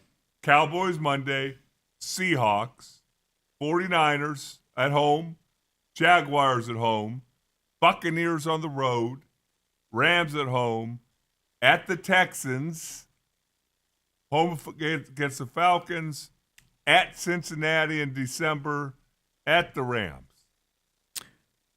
At best, 5-5. Okay? And so that would put them at 7-9. They have 2 wins in this schedule. Ooh. So you're telling me they're going to only win 4 games? They have 2 wins in this schedule. Okay, let's Maybe 3. Maybe 3, because Cowboys, I'm not sold on that they can't beat the Cowboys in Dallas. They do every year. No, That's hey, my point. That's hey, what I'm saying. Maybe 3 with the Hey, Cowboys. can the Cardinals score 40 points with this offense? No, that's my point. Because I promise you the Cowboys are going to score between 30 and 40 points. But here's They haven't shown that they can do it yet. But here's the point. Here's what you guys are missing. They haven't needed to score even 25 points to be within a play I get it. of winning. That's what I'm saying. They have a shot against the Cowboys. But at Seahawks, no.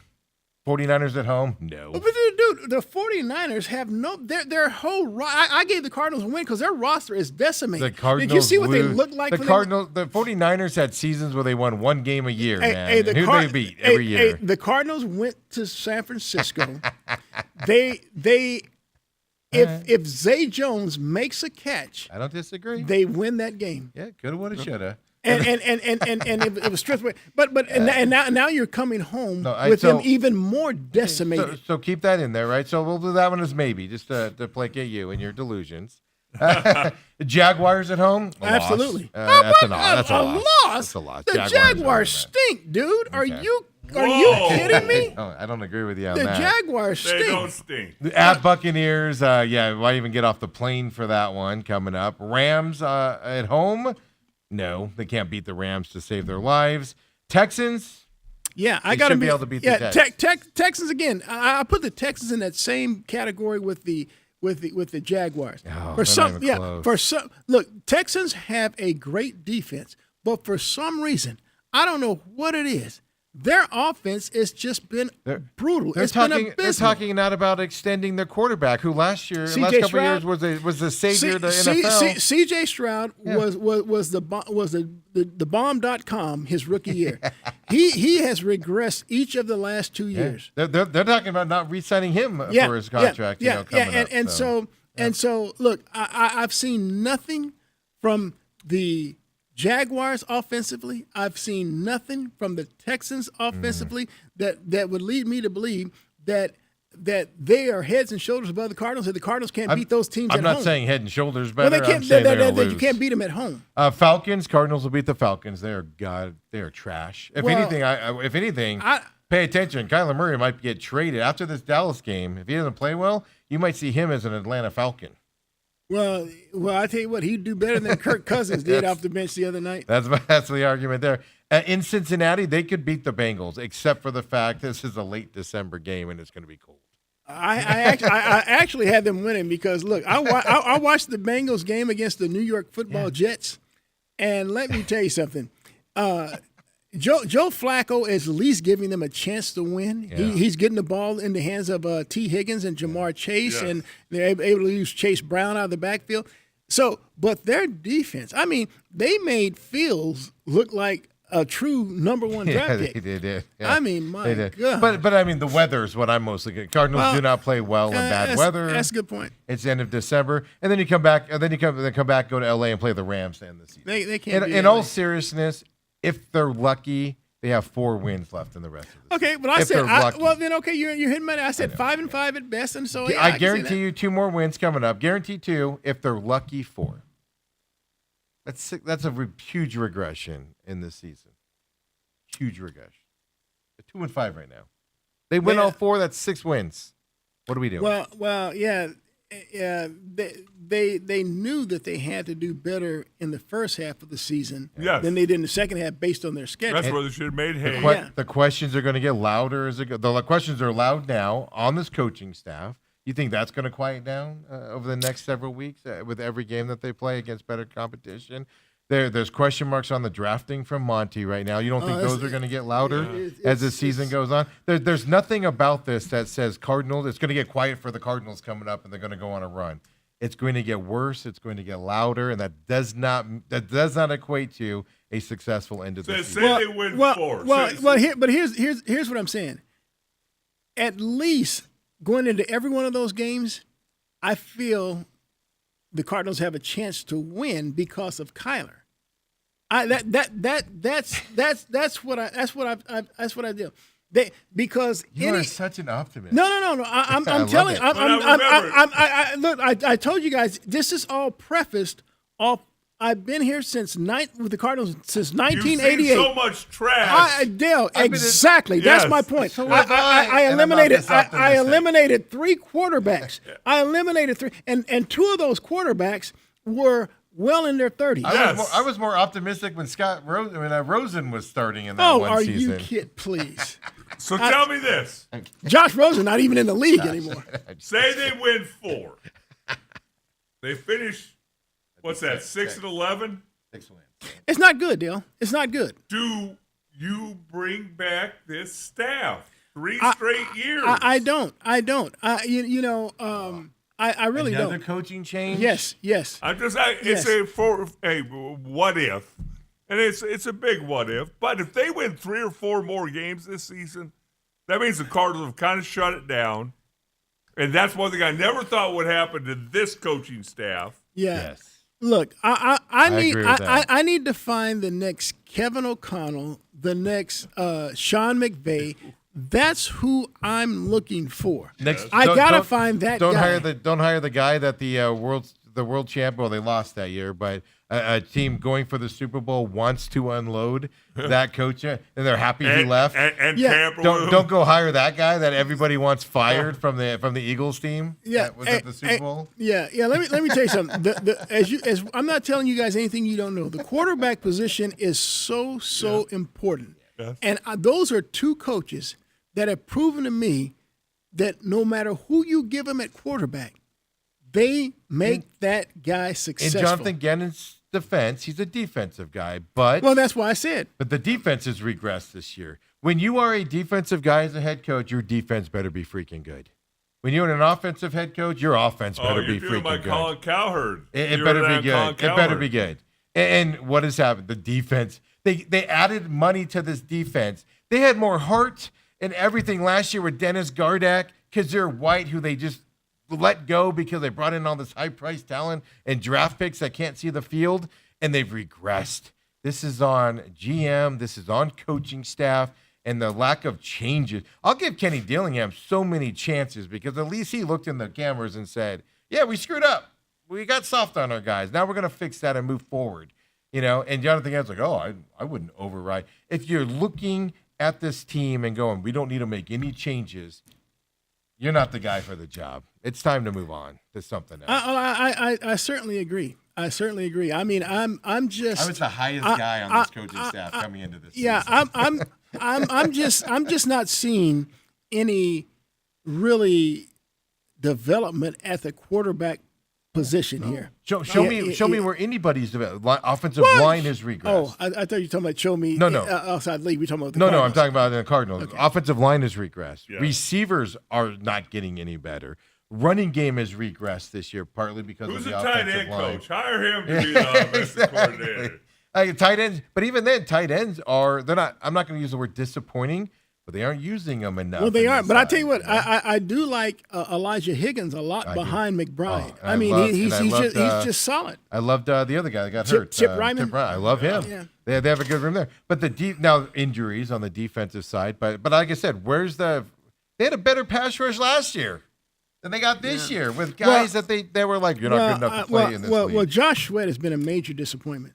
Well, he's got nobody else to help him out. No, he Hey, stop. hey, stop. you Stop. said they were better last year and they didn't have Sweat. No, last yeah, year. no. The defense was better last year. The stats show it. Well, Watching the game show it. I'm telling you, when I watch, and I would have. I'm not saying Sweat's not at this point. You pay a guy that much, he does something different. Look, I than what would. he's doing. but- I would have paid. I would have given up 2 first-round picks for Michael Parsons. That's how much that I have been so impressed with his given up game more when he than was that. when he was with Dallas. I mean, you could see it, and so I mean, the guy is a complete wrecking ball. He changes.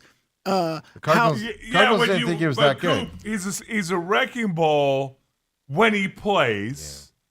He takes more plays off for a $50 million a year guy. And again, I know, you come to me and you say, okay, Dale, would you want Charles Haley, who's going to give you 12 and a half, 13 sacks every year, play the run, play every down, or would you rather have Micah Parsons?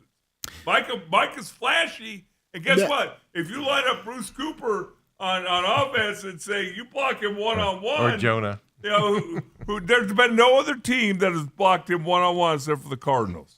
And so they give up 3 sacks. yeah, Dale. This is where I'm going. Most games come down to that fourth quarter. We're seeing that with the Arizona Cardinals this year. Michael Parsons, what he will do is he will show up in that fourth quarter. He'll show up when that game's on the line. He's a difference maker, and that's what I'm paying him $50 million for is to do that. Because I'm going to rotate throughout the game. But when I need that sack, when I need that difference maker, and the Cardinals have had every game has come down to a play. Every game. This dude is that dude. That's why I would pay him. And I'm not arguing your point with Charles Haley. Charles Haley's more of a 3-down guy. Yeah. This guy is just my sack guy. And yes, I'm going to pay him that much because he's the difference between me walking off the field with a W and hanging my head walking off the field with an L. I mean, he's proven that in Green Bay repeatedly, but he does disappear. That drives me nuts about No, Michael he does. Parsons. He does. You know. So, hey, got everything out, Bruce? You all ready to go now? You all relaxed? I'm just stunned at reality. I mean, I didn't really think about it until you brought it up. I mean, you know, Sorry. Dale's lived a charmed life. Yeah, I know. I mean, I crushed dreams around here. that really is going to make I it. got, It's and going to ruin my day. I got to go to Saguaro, not Westwood. Yeah, he knows I didn't bring up his high school career. Yeah. But he's better at basketball than he But was. ask him if he went to ASU. Hey, next week we need to ask Coop. We were comparing our last games in high school Oh, to geez. each other's, and Coop's got a story. I mean, here's the thing. I saw this on X the other day, and it's just haunted me ever since I saw it. We have a savior here in the Valley that we can all look forward to. You asked, when can we look forward to something good? Bobby Hurley and the Sun Devils are getting underway here as well. So our savior. Somebody already's hurt. I saw somebody did something. Well, they got blown out the other day. Yeah, in that, BJ. that game. They got blown out in the exhibition game. Yeah. Coop, Yeah, it's and gonna by be the ugly. way, We go GCU. We're gonna go GCU. yeah, they got beat. Yeah, they're in a tough league. Yeah. They're gonna struggle this year. By the way, Coop, I did the Brophy Liberty game on Friday night. Well, that Liberty team. I've seen Liberty now. I've seen Hamilton. I know Hamilton beat Basha. Hey, I'm going to tell you something. Right the freak now. Are you going to tell me about a wide receiver? Roy Oliver III, that is a bad boy. I'm telling you, I'm telling you, on a field that was loaded with Division I talent, Yep. this dude at 5'10" stood heads and shoulders above them all. Yes. He was a playmaker, a difference maker. This is a bad boy. Yes, he is. He is a bad boy, And man. that quarterback, pretty damn good, and they're both Jack sophomores. Jack Scully, Yeah. you know, and yeah, but I'm telling you, if you watch him play ground level, Yeah. the punt return, Dale, there's a lot of people who can run and then they kind of maybe slow down to make a cut. He cuts at top speed. Yeah. There's not a lot of people that can do that can cut at top speed. Right. This dude, Roy Oliver III, he does that. Okay. He's a special individual. And let me tell you, the one matchup that I would pay to see, Liberty, Hamilton. Yeah. Because that Liberty defense, Coop, that Liberty defense. Yeah. Look. And I was talking to Jason Jewell at Brophy, because this second Liberty game I did. The head coach at Brophy. Yeah, the head coach at Brophy. We did the Liberty Centennial game. But anytime we do a West Side game, Liberty Centennial, they hit different. It sounds different. There's just something in the water over there. But I would love to see that Liberty defense match up against Hamilton. I would too. Yeah. Because, look, I guess Zeth Thuse, Yeah. he's committed to ASU. Yes. Dunn, I voted for him for the Cardinals Defensive Player of the Year last year, and Yeah. he won that. You have that guy. He's got the Pa St. John defensive end who's can rush and pass for the best of it. It would be a fun matchup to see.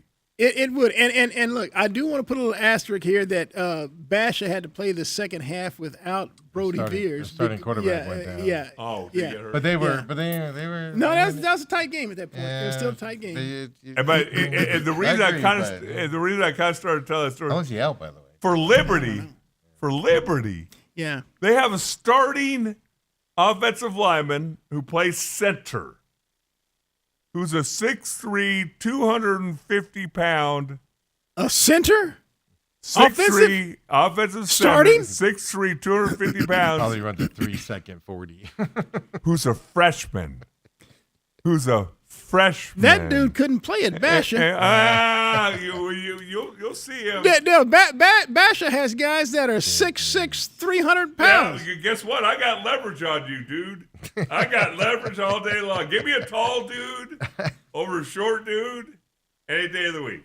Well, then, But anyway, when you and I were coming up, freshmen didn't play on varsity and they good were- football And they were programs. skinny little guys 6'3", too. 250.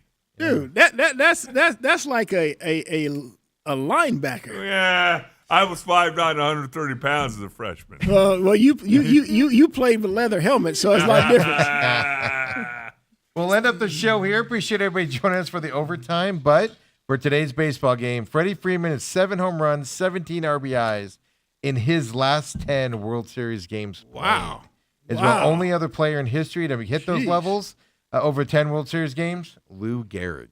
Jeez. So Freddie Freeman doing what he does there. And some guy named Jeez. Ohtani today. Your prediction on Ohtani today, because this is what I'm most curious about. Oh. With his leg, the way how tired he is, Look, all of that. He's a warrior. I expect him to go 6 innings. Yeah. He'll strike out 9, give up a run.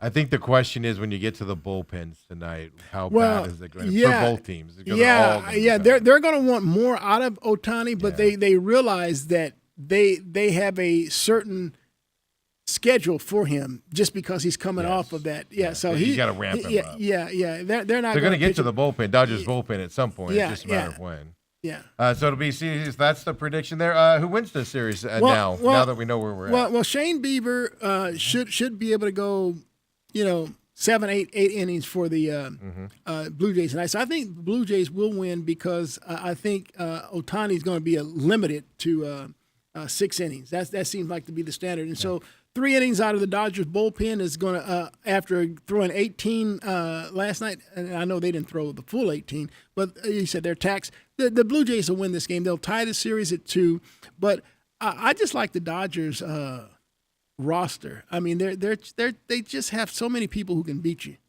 Well, not just that. What they got looming is you got Blake Snell coming up, probably Game 5, depending on how this rolls. But then Yamamoto in Game 6.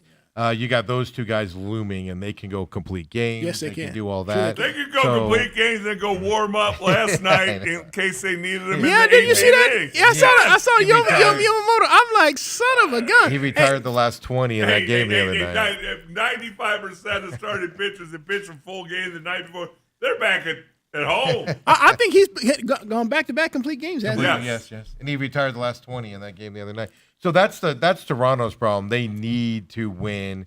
I'm going to say almost like these next 2 because of what they have coming. And I know it's hard to look at it that way because they're thinking they can get to Yamamoto. I just don't know. He's you're not getting to Yamamoto. So Blake Snell, you can. And by the way, since we won't see Q the rest of the week, the Saints are going from one Arizona high school quarterback to yeah, another. that's right. Oh, they named Shuck the starter? Yeah, they benched Rattler last game. And I'll give Spencer Rattler credit because he's got a lot of history of not being a team player. You know those stories. And he came out and he said, hey, my job is they benched me. My job is to get him prepared, work with him and stuff like that with Tyler Shuck. So I'll give him credit. He's saying the right things, at least publicly. So we'll see. Well, the Saints are just a bad team. Yes. I They're just a don't bad think it football matters, team. right? No. But if you're trying to save your job and trying to get some hope into the organization, Well, you make the you're change to the you're younger not getting guy. fired after 1 year. No, but I'm saying, but you want to show that you're still trying, see what you got in Chuck as well coming up here. I think it's right about halfway through the season. Is And when that move should probably happen. the Saints they're on the road, right? Who they play? I'll tell you in a second. They play the Rams. Oh, they're not going to win that game. Oh, that's a tough start for. Yeah. Good luck, buddy. Well, they don't have Aaron Donald anymore. No, but that defense still they No, like to hit. That they're defense not. is They're still not. They're not good. going to win. Look. It's New Orleans had no intention of playing either one of these rookies. They were supposed to be a backup, but unfortunately, they lost their veteran quarterback forever. Yeah. I mean, he decided that no more. No more. Yeah, that's his position there. And also, I'll just say this as we go. Kobe, throw up the college things here as we go off here. The picks here, the show picks for college, just to make it professional. I said yesterday where we're at, but hey, Dale, what's wrong with that there? Well, you switched the picks again. I told you I picked A&M. Dale, I made the mistake when I put this out. I had him A&M and I picked A&M. You guys both took Vanderbilt over Missouri? Heck yeah. Yes, sir. It's Vandy. I love Vandy's quarterback, man. Love him Look to out death. for them. They're making the playoff.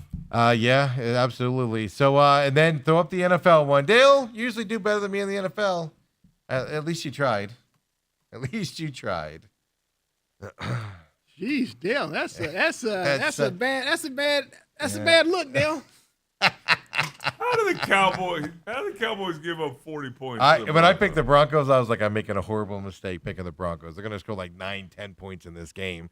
Cowboys going to score 40 something. It was the opposite. So I was like, I was shocked myself. Jeez. I can't believe you had faith in Aaron Rodgers on that Sunday night game. Not you want to pay back the Green Bay Packers. He only hates he only has revenge and hate in his heart for his family, not for the teams he used to play for, Dale. From that side, there we go. I appreciate you getting that in. Let's get off the air. See y'all tomorrow, everybody. McCollum on Business coming up at 11. Bruce next week. We'll know Monday night. We'll know Tuesday morning. We'll see Bruce coming in here after Kyler Murray supposedly starts and after Sam Levitt. Jordan Tyson probably out this week. Sam Levitt's trending that way. We'll see how they play. Also, come on back, folks. McCollum on Business at 11. Pit stop. We're at championship week out there in Phoenix Raceway. We'll have the pit stop, a look back show here this afternoon. Come and join us. We'll see you then, everybody.